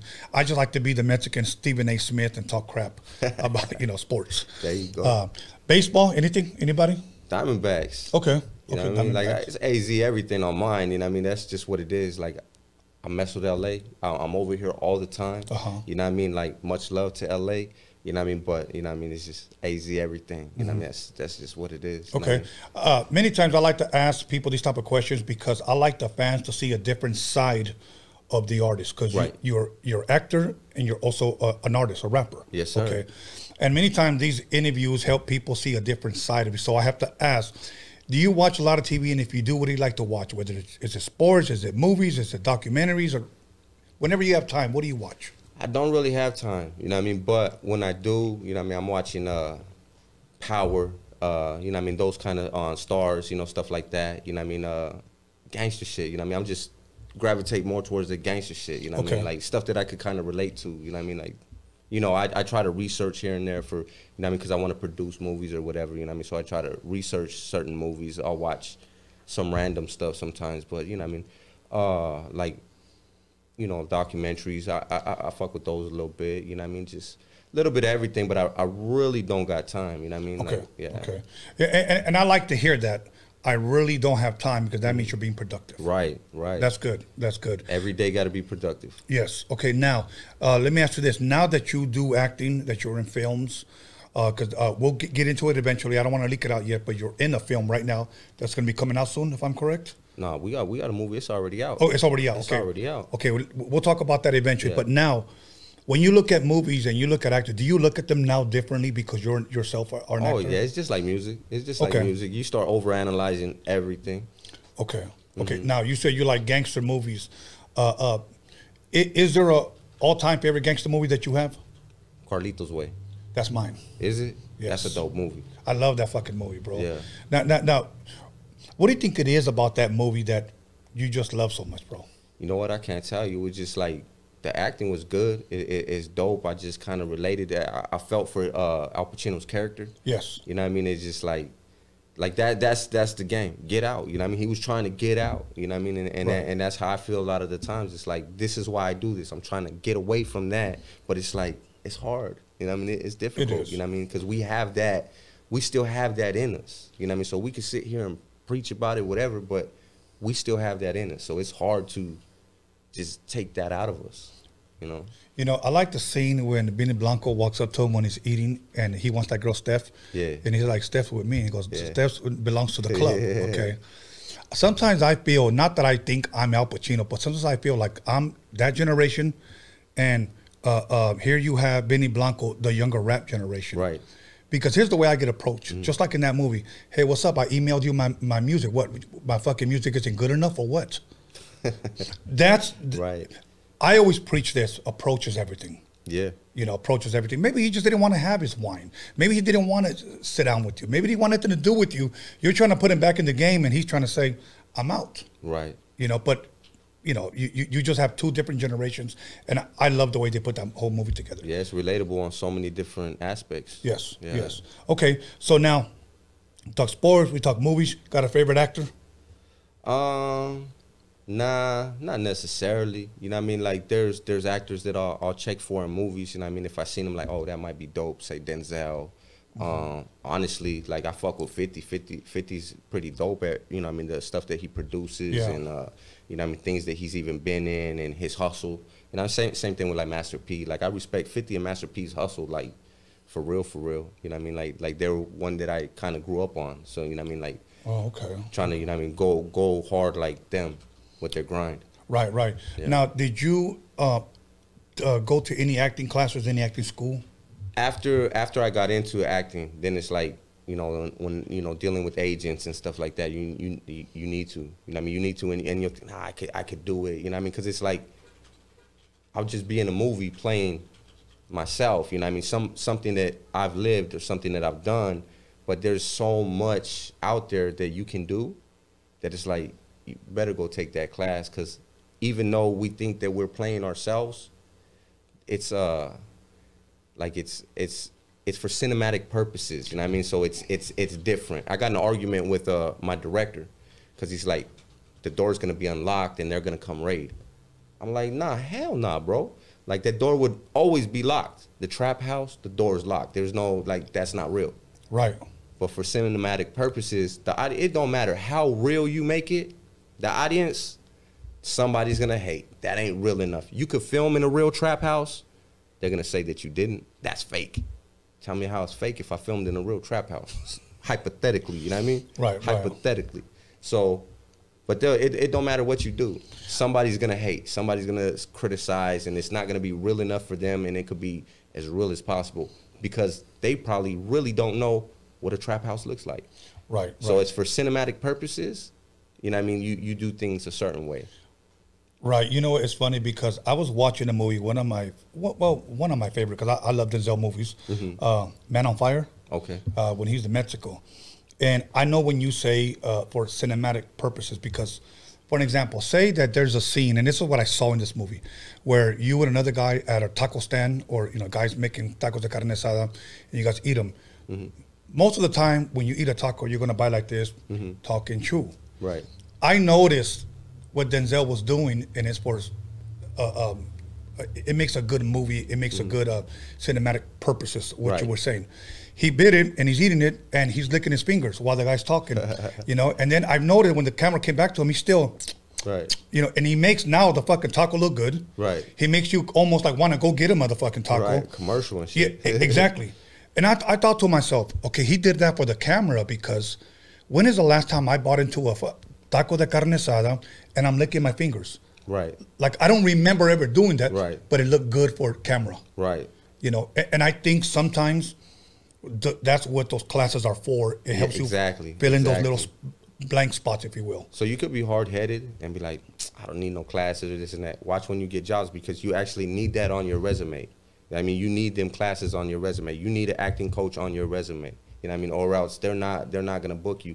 And I've had, due to taking those classes, like I just did a audition for a Jennifer Lopez movie. You know what I mean? I did an audition for a Jennifer Garner movie. I've done like huge auditions that I just feel blessed to get, even if I didn't get the part. You know what I mean? But it's like, due to my agent and those classes, that's how I got that. Because had I not had a resume, they ain't even gonna look at me twice. Right, right. You know what I mean? And I'm glad you're talking movies, because I'm a big time movie guy, and I was raised by a father that introduced me to cinematography, reel to reel projector movies since I was a kid. You know, is this something you've always wanted to do? Not necessarily. You know, not necessarily, but it's just like, it was just something that I wanted to do a movie at first. You know what I mean? It's like, I was into music, but like kind of I started just like damn, I want to do a movie. Like I said, I follow in the footsteps of like 50 Cent and Master P. You know what I mean? I seen what they were doing, so probably, you know what I mean, like I seen Master P do the low budget I'm Bout It movie, and it was like, damn, like that's dope. You know what I mean? Even how low budget it was, I went and got that. You know what I mean? I went and bought that VHS tape, and you know what I mean? It's like, it was something that I was like, yeah, that's dope. I can do that. You know what I mean? You know, like, I've known people that saw that movie and thought that movie was garbage. Okay? Oh, of course, of course. But I'm going to say this. I look at things differently, because I say to myself, okay, people loved it over here. This guy said it's fucking garbage. My thing is that there's an audience for everybody. For everybody. There's an audience for, exactly. You know, I knew a guy that when my album came out, you said your favorite song from mine was Jack Move. Yes, sir. Okay? Some guy told me that was the fucking wackest song he had ever heard. That's what he told me. Oh, man. He couldn't relate to it. That's why. I could relate to it. Probably, you know?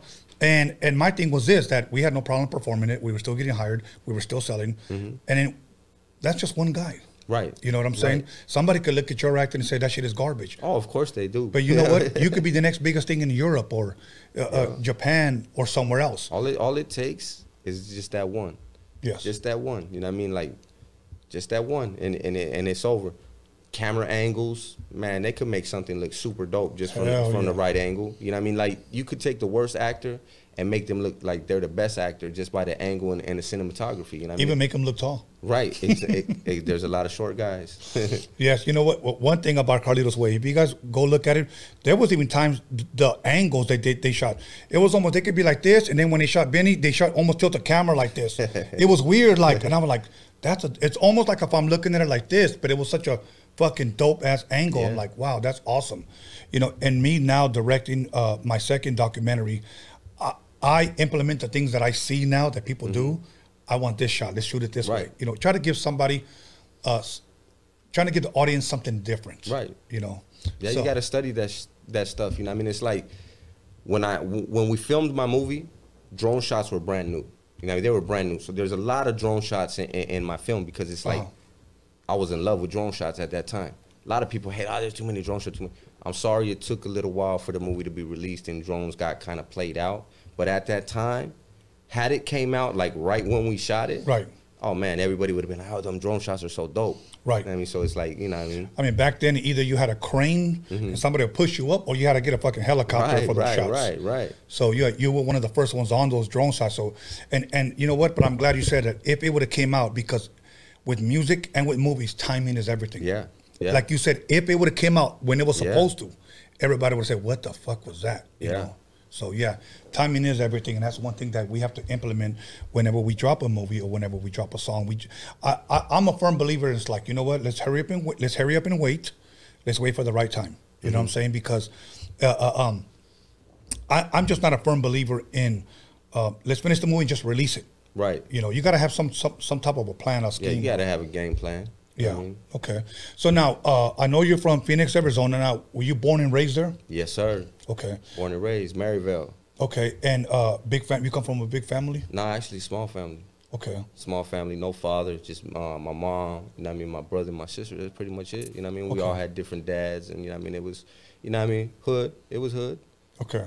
Now, I like to ask this question because many times I like to see possibly what shaped and molded the artist that I'm speaking with. So when I ask you, what type of music were you raised with?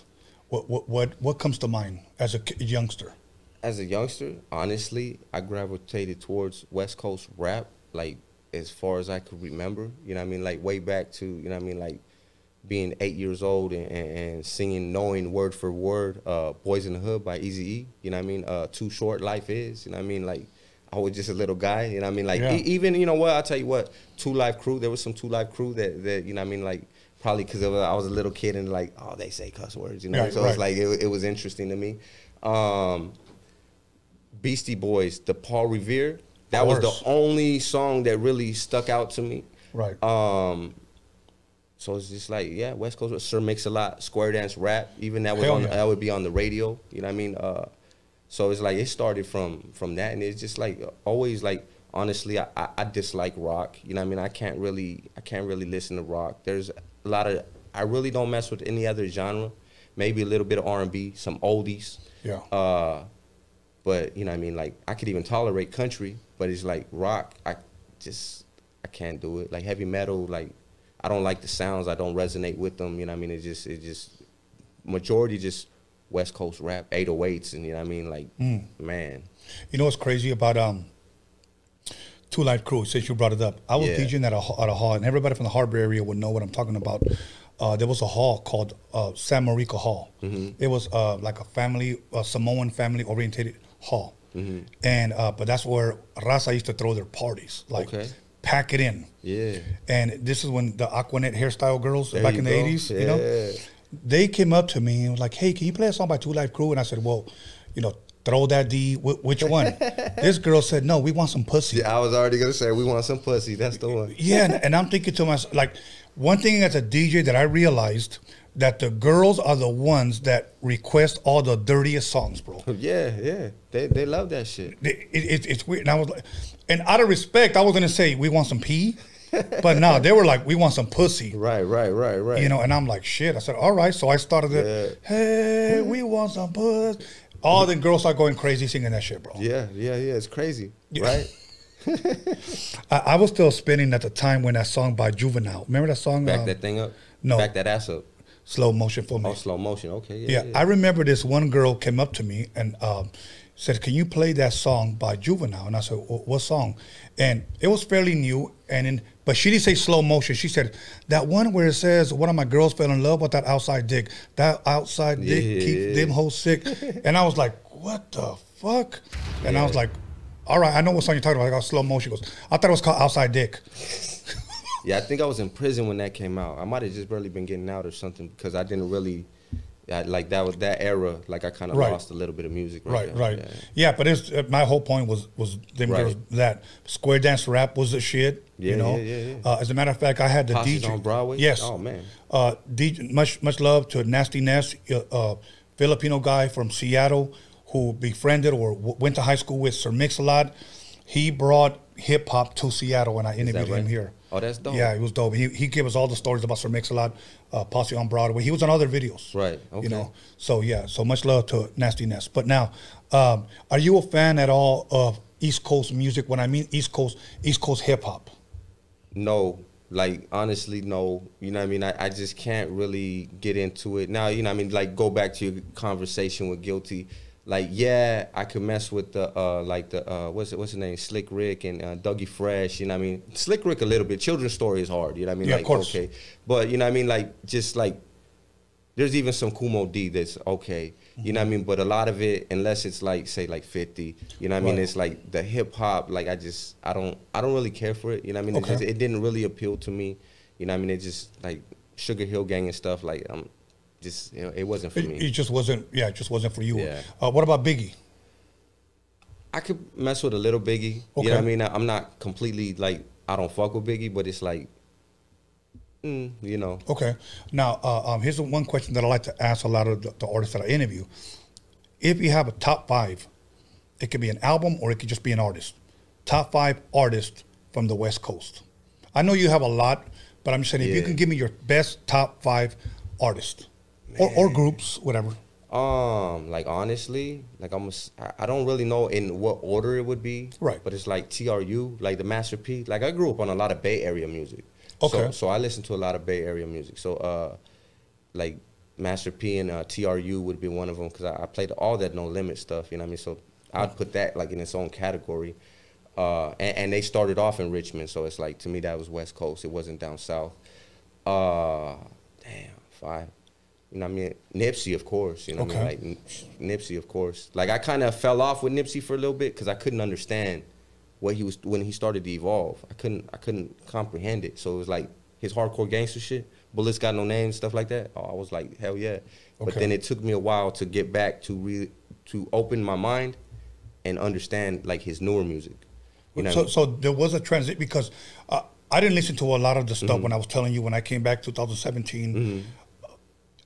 If it came out before then, so my son would know.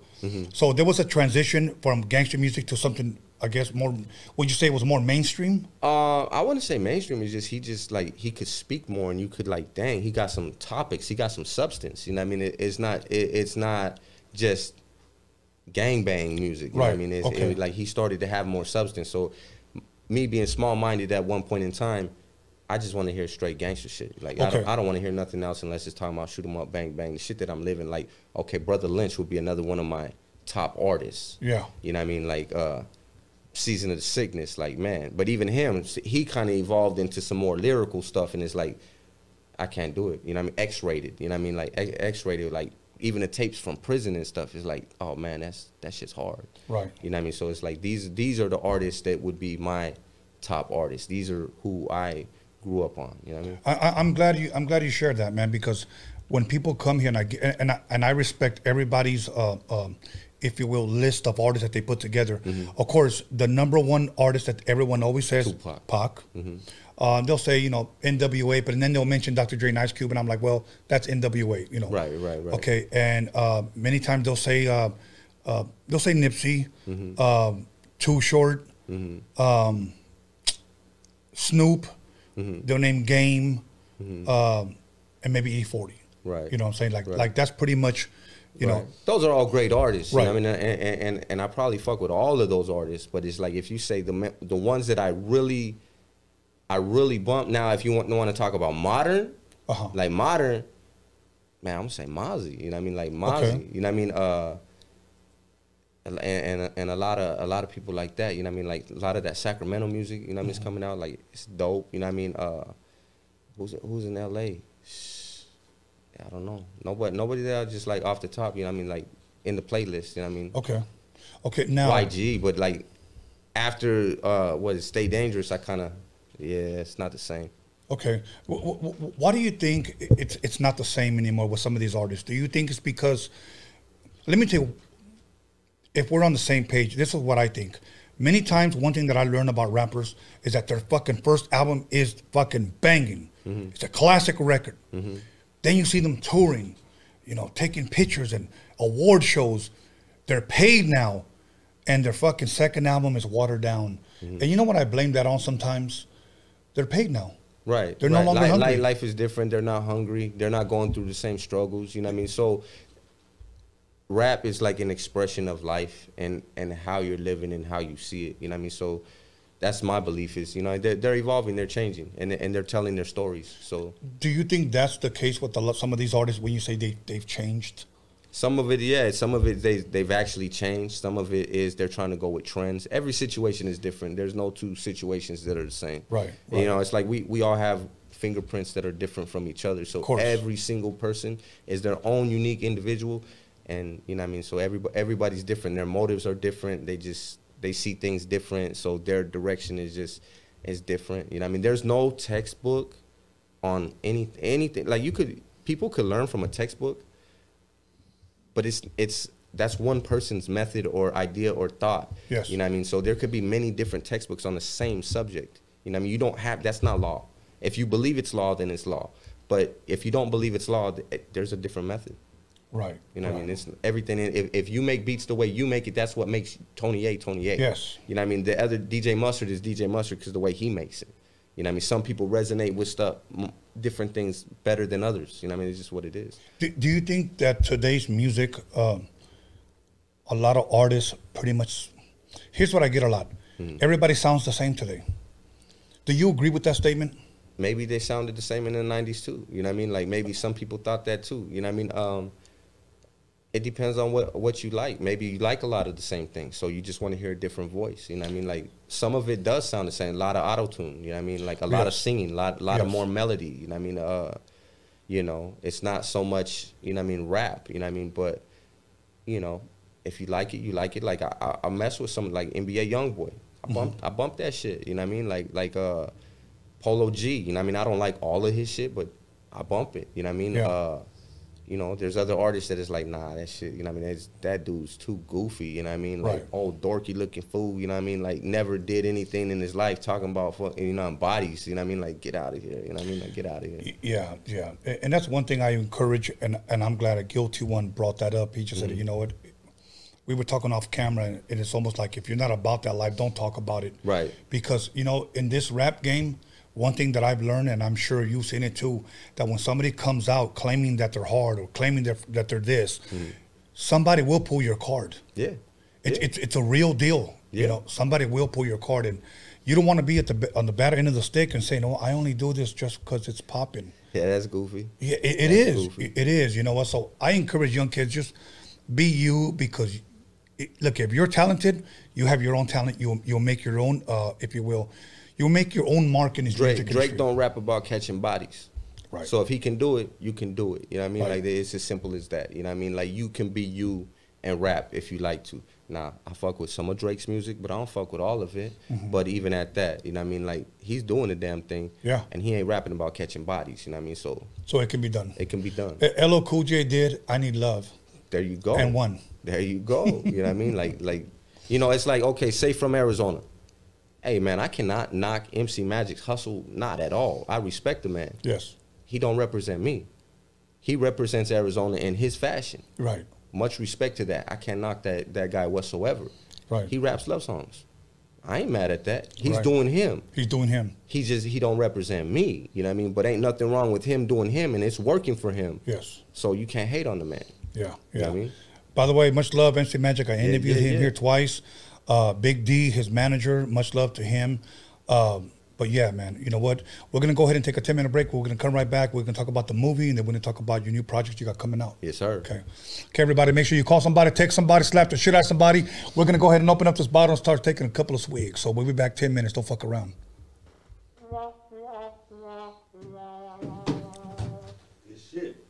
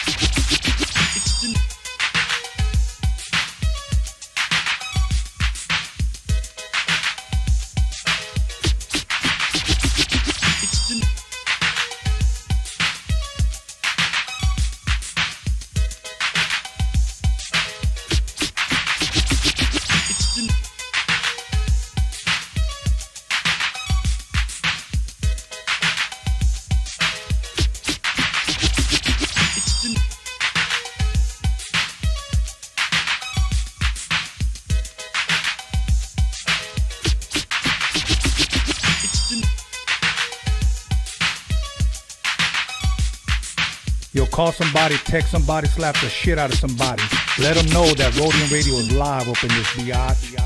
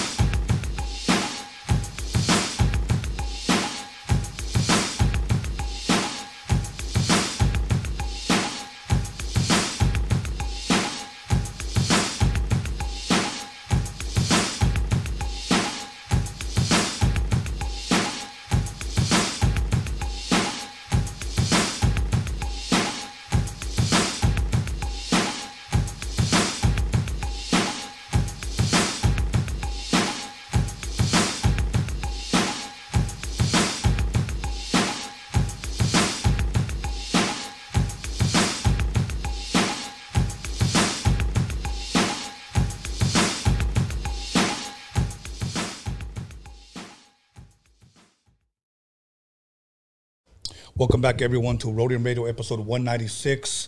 And we're not going to go ahead and give any more announcements. Oh, yes, I will. Mr. D and myself will be tomorrow on Dr. Green Thumb's podcast, 2 o'clock. I need everybody to tune in. I need everybody to support us. All the Roadium Radio warriors show up, and let's show up on the live chat. Just let them know where you guys are from. So when I say from, from Roadium Radio. So without further ado, please let's jump right back into it with Lazy Dubb. Lazy Dubb, yes, sir. From Phoenix, Arizona. Damn, I'm trying That's to get this right. shit. There you go. Phoenix, Arizona. So now, I know AC was supposed to come here, and he told me all week that he was going to be here, and he didn't. So I left him in Yuma. He didn't want to come. Oh, well. So now, you know what? Off camera, we were talking about something. Well, before I ask you the question I want to ask you, is there a lot of raza trying to get into this acting, if you will, acting world? Yeah. Okay, because the reason why I'm saying, I ask you about movies. Right. I don't see them on there. The only time you may see them, sad to say, is American Me, Boulevard Nights, Blood In, Blood Out, The Tax Collector. They're actually making more films and stuff, around Raza though. Like they are developing these things. And I don't know how far it's gonna go and how big it's gonna get, but they definitely are. It's expanding. It is expanding. Okay. Now, because one thing that I don't like, but I will not knock nobody's hustle, so please understand where I'm coming from. I don't hate on anybody's hustle. I just don't like Raza to be portrayed as, okay, Cholo 1, Cholo 2, right, Cholo 3. Right. That's kind of whack. We're more than that. Right. So that's all I'm saying. And now my question to you is, as far as the industry, is there any type of roles that you will not play? Oh, multiple. Okay. It's just like, number one, no chomo shit, no rape shit, not happening. I don't give a fuck. You gonna pay me $1 million? Not gonna happen. I'm not, with respect to the LGBT, whatever it is, hey, I can't play homosexual. Can't do it. I can't dress in drag. Can't do it. Not gonna happen. It's just, I don't care how much money you offer, how much is on the table. I'm not gonna sell my soul. That's what they say when they're like, hey, they sell their soul to Hollywood. It's because they'll do anything. Now, there's things that I can do because being an actor is different from me being a rapper. Correct. When I rap, you're getting my life stories. You're getting things that I've done, things I will do, things I've been involved in, all of that. Right. Because it's authentic. But as a matter of fact, so authentic, we'll get to Mexico in a minute. They almost didn't let me back. But either way, yeah, that's authentic. But now, even though I am a father, they might not even cast me in a role as a father in a film. But I'll go play a father. I'll go play a plumber. I'll play a cowboy. I'll play all kinds of different roles. But those specific ones, like, nah, man, I ain't with the, like, there was one audition I got, and it was like an old cowboy flick. Yeah. And you kind of know how they get drunk and they kind of like whatever. I didn't even do the audition because it was like, to me, like, nah, that was too like rapish. Like, I'm not with it. And I believe that the character that it was like directed at was also a minor. So I'm like, yeah, nah. Yeah, that shit ain't happening. Yeah, it was too. So yeah, I know what you mean. So therefore, I got another. I can't give too much specifics about the film, the audition, but I got another one with. It was towards actually she's a rapper, or she started off as a rapper and she's in films now, and it was an audition, and it was towards her, and it was kind of like made a comment that was kind of like.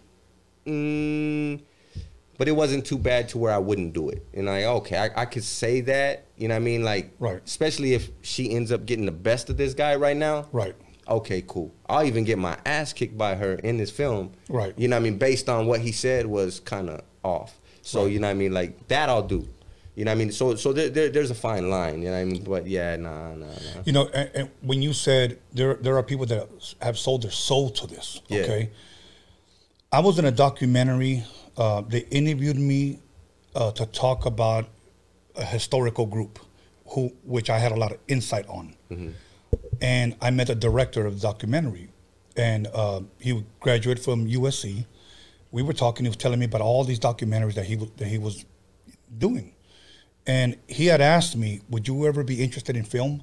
And I said, "Yes, but I would rather direct." I said, "I would rather do what you do than try to act." He said, "One thing I noticed about you when I asked you a question, he goes, you improvise very, very well." He says, "And that's what makes a good actor. You can improvise."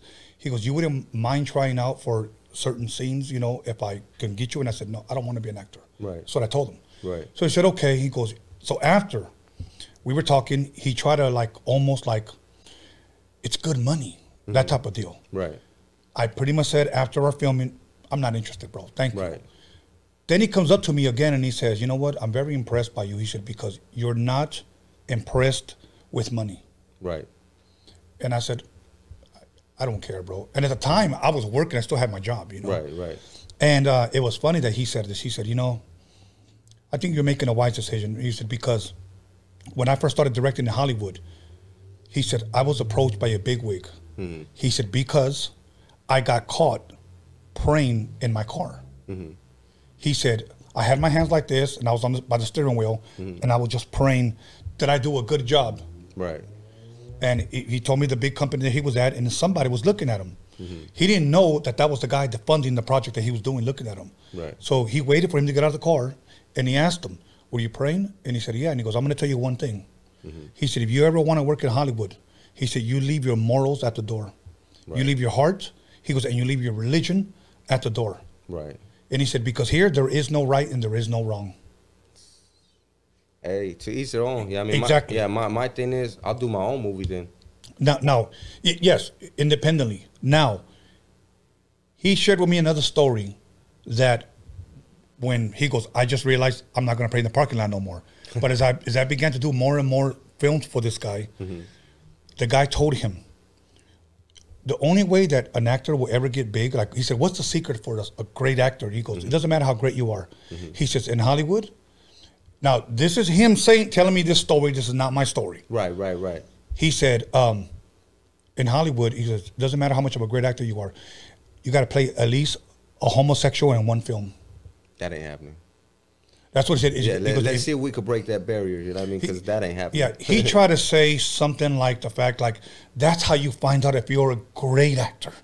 Hey, that would be some good acting if you're straight. Like, I trip out. Like, hey, how you kissing that dude right there? You know what I mean? Like, how the fuck? You know what I mean? Like, hey, man, to each their own. Yeah, to each their own. If you can do it, you know what I mean? I guess, you know what I mean? I ain't with that shit. Yeah, I ain't doing it, but you know what I mean? You know, and now you guys do your homework. If you look at some of your great actors, some of them at one point did.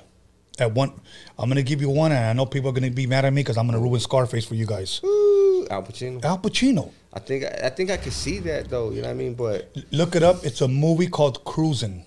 Now somebody say, "Yeah, but that was in his early career, and he was a cop, portraying himself as a homosexual so that he can catch the homosexual killer." Like I said, to each his own. If he's willing to do that, and he's a great actor, I can't knock him. Yeah, I can't knock that. But you're saying it's not for you. I won't do it. You know what I mean? I won't do it. I don't want to be an actor that bad. You know what I mean? Like, I got my dignity. I got my sons and my daughters. Yes. And like, yes. I got to live with myself. You know what I mean? Like, I poured us a shot, brother. So let us take a shot to a long and prosperous life, bro. Yes, sir. Okay. I sip on mine. Guilty one. I sip on mine. So. Because I'll pour me another one later. We should have got some fucking limes. That's what we should have did. But so that's out the door. Let's talk a little bit about your music. At what point in time in your life would you say that you started to take it serious? Say, you know what, I'm gonna go ahead and start writing some shit. I'm gonna start rapping now. I've been rapping like that, like writing and recording since back in the playing like instrumentals on a boombox, and recording on the boombox and playing the instrumental on the bigger stereo. Yeah, and I mean I've been doing that since I was like 14, 15. So high school time. Yeah. Well, actually, yeah, that's a whole nother story because I really didn't go to high school. You know what I mean? I started getting locked up, same thing, like guilty, like really young. I caught my first armed robbery at 14 years old. You know what I mean? So, you know what I mean? I was out there, like, taking people out of their car and, like, jacking grown-ass people and running up on them at the bank tellers and some more shit. But I was always into rap even then. So, you know what I mean? Music, like, I was always into the music. You know what I mean? The music, regardless of what people think, it does shape the mind. You know what I mean? They put you in that element. You know what I mean? If I'm going to go shoot at somebody, I'm gonna slap that brother Lynch, get me in that mind state to where I want to, you know what I mean, murder somebody. You know what I mean? Like, it's the vibration it gives off. I know what it does. You know what I mean? Like, so yeah, you know what I mean? Like, that's what I started making, you know, for my neighborhood and stuff. Like, same story as everybody else. You know what I mean? 14, 15, especially on home arrest. That's why I had more. For that armed robbery, I did a few months in juvie, got out. You know, I beat my transfer to adult, got out. You know what I mean? Was on home arrest for a while, so I had a lot of time. Yeah. So I sat there and you know what I mean? Try to write and record and probably made a little mixtape. At that time in your life, 14, 15 years old, you said, who was hot at the time that you could remember? I know you said Brother Lynch, but was that around that time? Yeah. Okay. So Brother Lynch, X-Rated, you know what I mean? Easy E dropped straight off the motherfucking streets of Compton. Man, I was at the warehouse, like you said, every Tuesday. Right. Warehouse, you know what I mean? Music Plus. I would go get the tapes. I'll record them motherfuckers, and I mean, return it. You could return it 3 times where you had to keep the one. You know what I mean? So I was like, I was bootlegging that shit. You know what I mean? Like, I couldn't afford it. You know what I mean? I was from the hood. Plus, I was on home arrest. You know what I mean? Like, little kid, but you know what I mean? Like, yeah. You know what I mean? So all the, like, man, I'd read the pamphlets. I know all that. Man, that's how I know who you are. You know what I mean? Like, I was, man, I knew everything. Ant Banks, Ant Banks produced that. You know what I mean? Like, like, man, I knew all of the information. You know what's the crazy part, bro? First of all, those of us from that generation, we used to love to read who produced this. Right. What sample was Man, this? I knew the first names or the names because they got the writer's credit right there. So I'm like, oh, David Blake, that's DJ Quick. You know what I mean? Like, I knew all of it. Like, I had absorbed so much hip-hop information that it ain't even funny. You know what I mean? You know, and it's funny that you say that, like, you know, I was a youngster and I rapped about what I saw, what I went through. Yeah. I remember when we released our first single. If you read the credits, and I still have it, I'll show you. They told me, give your special thanks. And I was like, well, my parents, you know, that's what I was thinking. And then they said, no, you know, whatever. I'm not gonna lie to you. I thanked all the liquor stores and I thanked all the motels. There you go. That's what I want to thank. That's really all I thanked. And I named all my homies from the neighborhood, all by name, you know, by the street name or whatever. And but it was just funny because I go back and look at it and my manager, Steve, tells me, thank the motels? Yeah, that's where we party at. And I named them the Best Western, you know, blah, blah, blah. So that's dope. But that's different. I never seen nothing like that. That's what's up. Yeah, that's what I did. That's just the way I thought during that time. But meeting people from that record company helped me mature, and I'll tell you why. Because everybody up to that time was, "What's up, fool?" Yeah.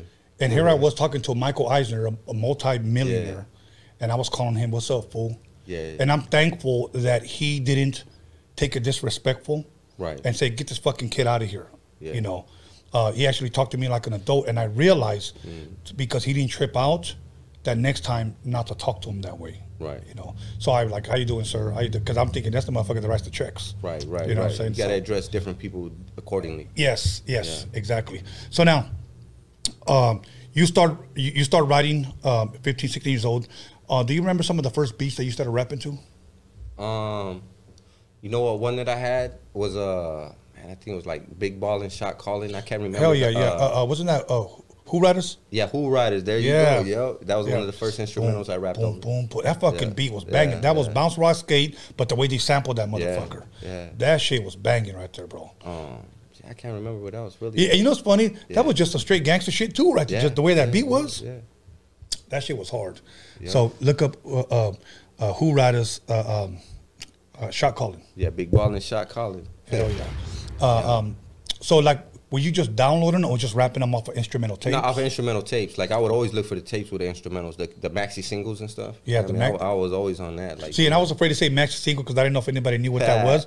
But my first single was a maxi single. That's what I had Jack Move on it. Okay. Yeah. See, I had the album. You know what I mean? Well, actually, my brother had the album, and I said, "Who is it? Hey, there's a Mexican dude right here. Who's this Mexican dude on over here with High C?" You know, it's funny, man, because I used to almost thought High C was like half Mexican. Everybody thought that. Yeah. Everybody thought that because he said a lot of Spanish words. Right. And it was funny because this guy had a big ass juicy jerry curl everywhere we went, signing autographs, and girls like, "Are you Mexican?" And I'm thinking to myself, you know. Yeah. But sometimes he would say yeah, sometimes he would say sí, or he would say poquito. Yeah. But hey, you know what? It got him laid. So see, I even fucked with it like I even when I would look for stuff like the High Life music. See, I bumped that shit. That shit was actually slapper right there. That High Life music. Yeah. Woo. Yeah. Like a newer one. Yeah. I bought that when I got out of prison. I was like, no man, shit. Yeah. Because he had that one jam. I heard it on the radio when I was Let in Me prison. Know? Let Me Know. Let Me Know. When I was in prison, I heard that, and I was like, you know what? I'm gonna buy that album. You know what's crazy? He had a song with Nate Dogg called "I Don't Want to Know." Yeah. That's a hard one. Yeah, and then he had "Let Me Know." So when I interviewed him, here I go. You had "Let Me Know." I don't want to know. Do you really want to know, bro? Because and it's funny because if you look at Sit in the Park, I Take His Girl. If you look at Puppet, he gets dogged by a crocodile. You're always getting dogged, bro. Yo, bitch ain't nothing but a bass head. Right. And you know what? He was about 16 years old when he wrote that shit. Is that right? Yeah, man. Yeah, because he was still in high school. He was still in high school, Centennial High School. And I remember when, like I said, I'll go through that when he gets here because we're going to be celebrating our 30-year album anniversary, you know, when it comes up in December. But anyway, so now, do you remember the first time you actually recorded? I'm not talking about a studio, but maybe at home, you recorded yourself, you played it back, and you heard yourself? I didn't like my voice. Okay. Yeah, I didn't like my voice. What do you think it was that you just said? Honestly, I was too young. Probably because I was too young. So it's like my voice was like I don't really have that deep of a voice as it is. So imagine when I was younger. You know what I mean? Kind of like, you know what I mean? Need some layers on there. You know what I mean? Need some tracking. You know what I mean? Right. Like stuff like that. You know what I mean? Like my I did have a grandfather who's like my step grandfather.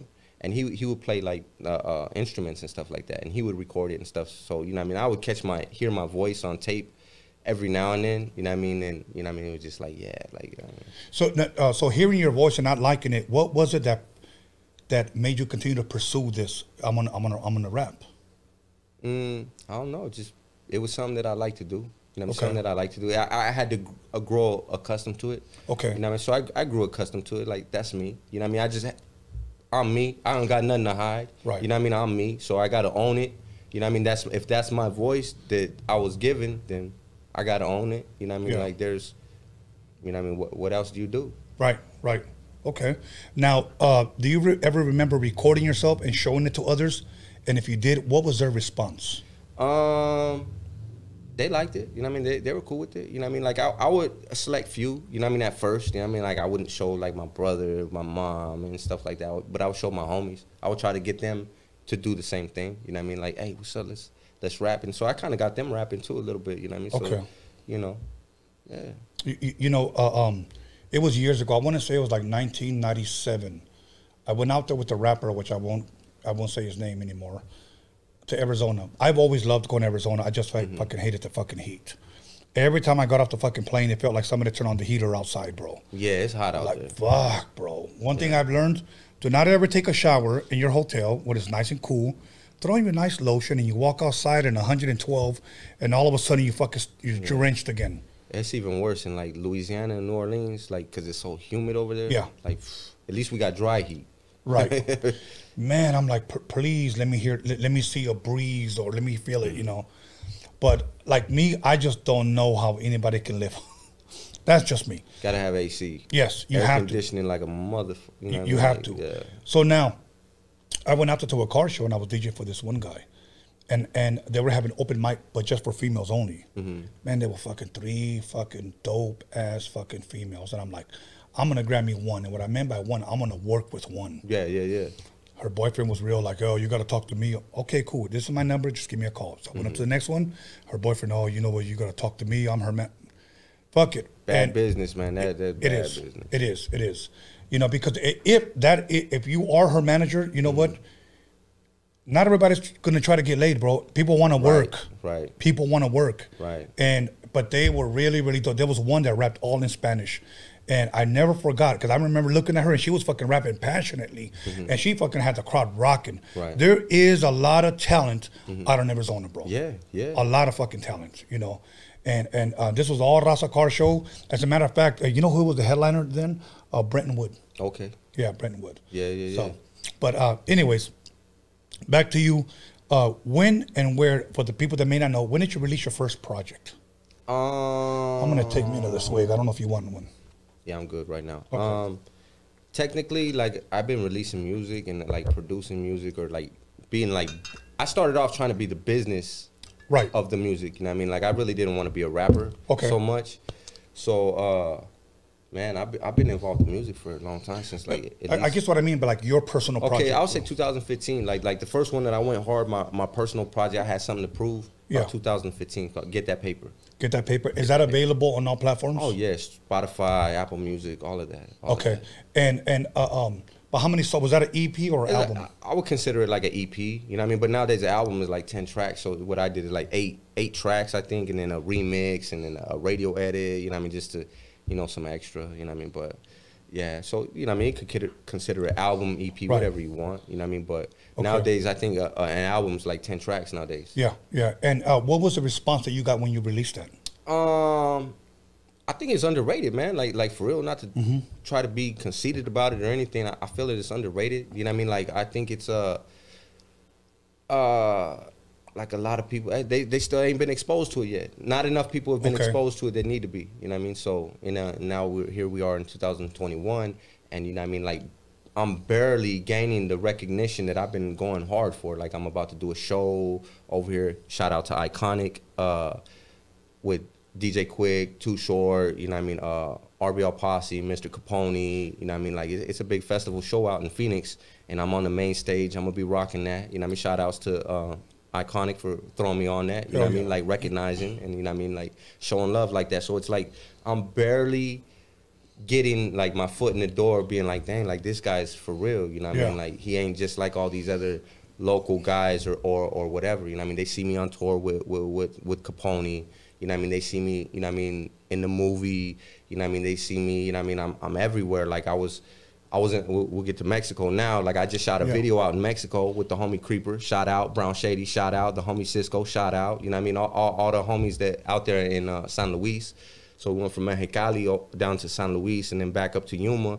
But I shot a video over there with the homies, you know what I mean, just showing love and stuff, because I did a track with one of the homies. There's a lot of homies that are over there deported. Okay. You know what I mean? So it's like, hey, man, I got you if I can do something. You went out there and showed love. Yeah, hell yeah.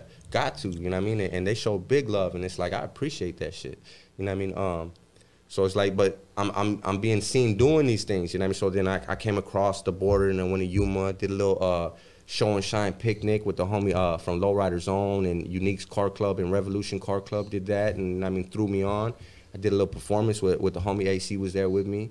Then we came up here, same thing with Lowrider Zone in Vista, down there by San Diego. And we did a Lowrider, the G-Body Fest today. That was today.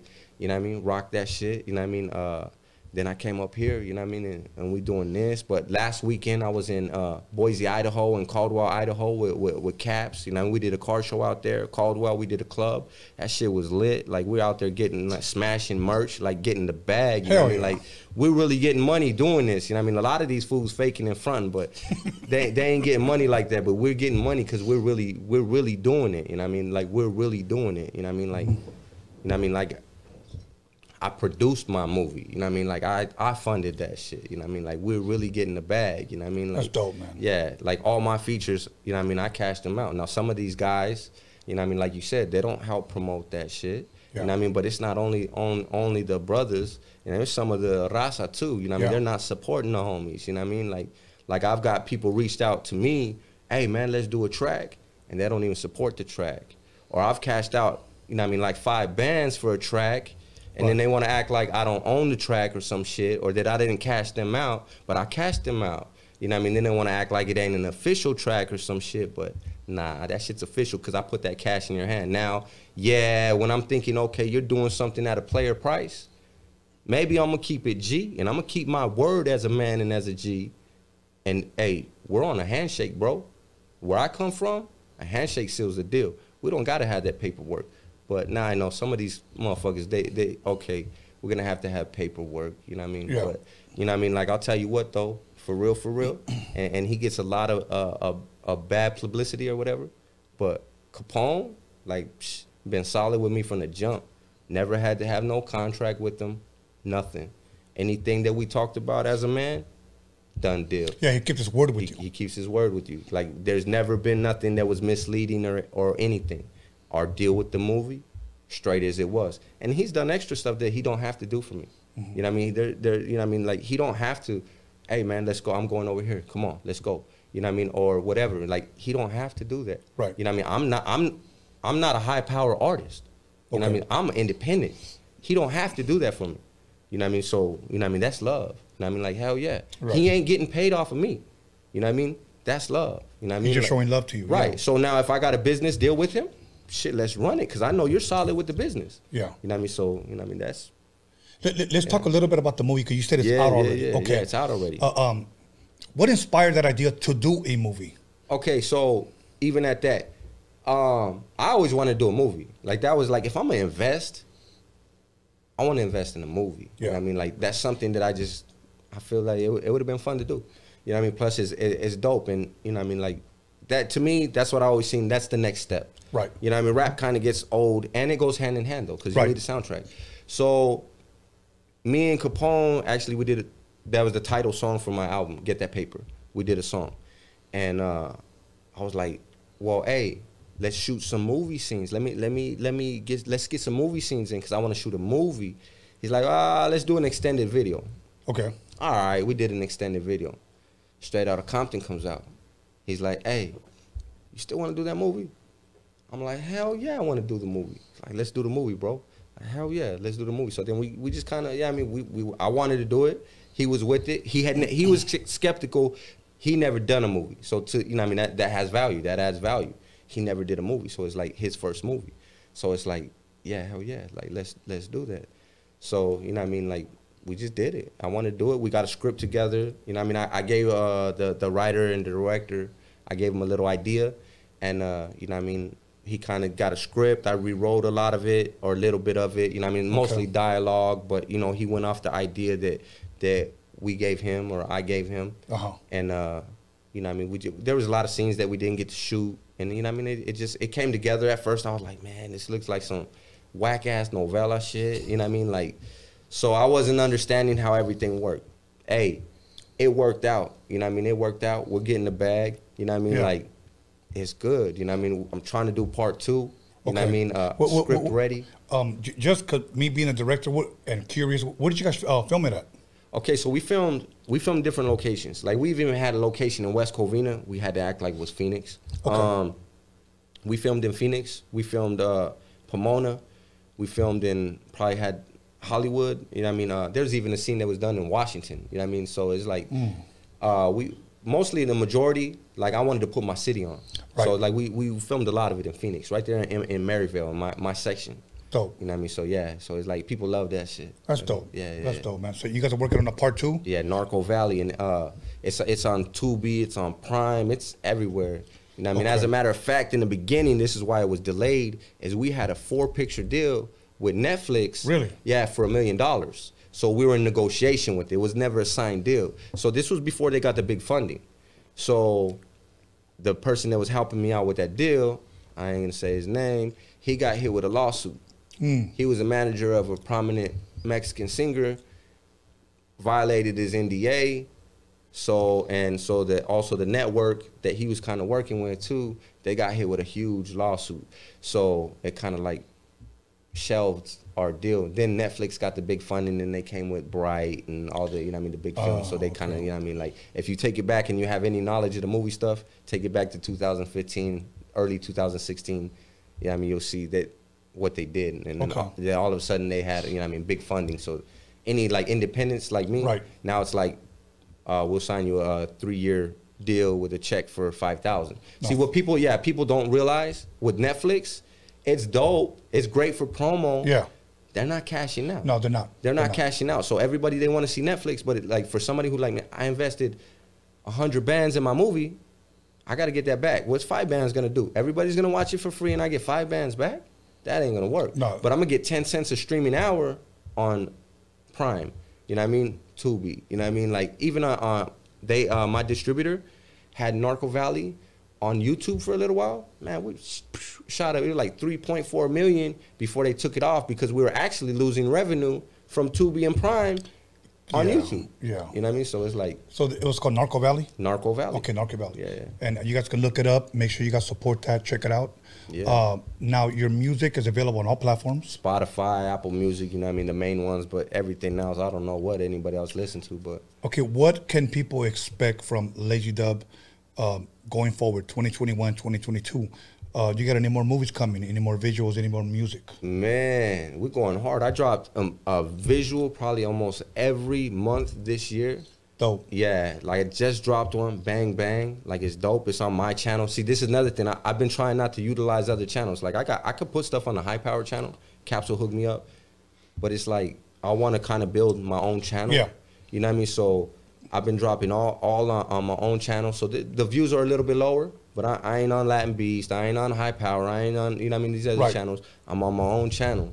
You know what I mean? Trying to run my own. So, you know, the views are low. That's what I'm saying. Not as high as they should be, but you know what I mean. Well, you're still building your channel. Yeah, I'm building it. Okay, you know what I mean? and what is your channel again? Lazy Dubb. Lazy Dubb on YouTube. Everything at Lazy Dubb. Google Lazy Dubb. Everything's gonna come up. Everything. Okay, make sure you guys go subscribe to his channel. Check out his videos. Check out whatever he has coming out. Yeah, but we got lots of shows coming up. We're about to be next month, like all through New Mexico, Texas, Chicago, all over. I'm trying to do the Narco Valley too. I'm trying to do a horror film. I'm trying to do like so much, man. I got more videos coming.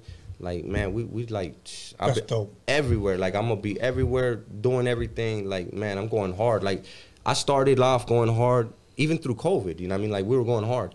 But from the last quarter of last year, going hard all through to the last quarter of this year, we're going hard. You know what I mean? Like, that's dope, man. Yeah. And I'm glad. You know what? I like that ambition. I like that drive that you have because you mentioned horror. Mm-hmm. I've always said this to my team. Like, if there's anything that I ever want to do, mm-hmm. I need to do, and I need to direct my horror movie. There you go, man. So, there's money in horror films. Yes. Oh, big time. Well, that's why I have my podcast, Freaky Tales. There you go. I have paranormal podcast as well. So, and I'm doing from this Friday all on that, and I bring people on. I had witches on here. Oh, that's dope. People with voodoo dolls. Yeah. And their voodoo doll actually had a voodoo doll. Right. So it's like it's crazy. So I have a guy that investigates murders coming on Friday. Oh, that's dope. So yeah, so I like that shit because I was raised with horror. But I already know exactly where I'm gonna do my opening scene. I already know the actors that I'm gonna use. So I just hope I have the budget to hire them. Right. So, but other than that, man, anything that I didn't ask you, bro? Anything you want to promote? Anything you want to push? Anything you want to bring up? Right now is the time. While I pour myself another shot, because once you get me going, you get me going, brother. Hell yeah. Nah, just check me out, man. Look for me. You know what I mean? Like, man, I'm going to be everywhere. Follow me. You know what I mean? Like, stay tuned. You know what I mean? Like we're doing this. We're moving and grooving. We making things happen. Like, we out here getting this bag for real. And, you know what I mean? That's what it is. That's exactly what it is. Other than that, any shout-outs? Yeah, big shout-outs. Man, big shout-outs to COMPTON and High Power and everybody who fucks with me. My bro, Tweety, who just touched down and got home. You know what I mean? After a long little time lockdown. My bro, Crazy Brown. All my family, friends, you know what I mean, like supporters, everybody, you know what I mean, all the AZ artists coming up, Charisma, Chris Weddle, you know what I mean, Young Ray the Boss, you know what I mean, like Westside Brando, you know what I mean, man, all the homies, you know what I mean, like everybody who trying to do this shit, like, man, you know what I mean, like, let's get it, you know what I mean, like, yeah, man, big shout outs, you know what I mean, all the homies over there in Mexico, across the border right there, they're showing love, you know what I mean, Lowrider Zone, you know what I mean, my brother, Mr. Nickel right here, who always rides with me, you know what I mean, everything that I got cracking, you know what I mean, bros with me, you know what I mean, Guilty One, shout out to him, AC the promoter, fucking Tony A, you know what I mean, like, Roadium Radio in this motherfucker, you know what I mean, man, Grincho Brown, you know what I mean, like, all the homies, you know what I mean. Absolutely. Hey, yo, Reno, Nevada, and AZ Phoenix, stand up. Yeah. In the motherfucking building. So, Patron, stand up. So, I want to give a shout out and thank Guilty One for coming through, all the way from Reno, Nevada. I want to give a shout out to Lazy Dubb, Phoenix, Arizona. AC, the promoter, who got left in Yuma, Arizona. And let me give a shout out to Erica, B&B Entertainment, and Bella the Rapper. Let me give a shout out to Anthony, the hip hop Jedi, the guy that always uses the force inappropriately. Let me give a shout out to Alex Cervantes, Cervantes Enterprises. He's a little bit under the weather, so keep him in your prayers. My son, Beast Gallants, for helping me promote this. And if I didn't mention you, it's probably because I didn't mean to mention you. But other than that, I want to thank everybody that on the live chat, everybody who's talking shit, everybody who's not talking shit, everybody who subscribed, everybody who liked, everybody who shared, everybody who commented, whatever. Thank you for tuning in. Much love. Tomorrow, 2 o'clock, I need the Roadium Radio Warriors to show up to Dr. Green Thumb's podcast. Make sure you guys subscribe to his podcast. Hit the notification bell button so when we go live, we'll be there. Mr. D, Tony A, and me will be there. Thank you once again. Guilty One, Lazy Dubb, and we out of here.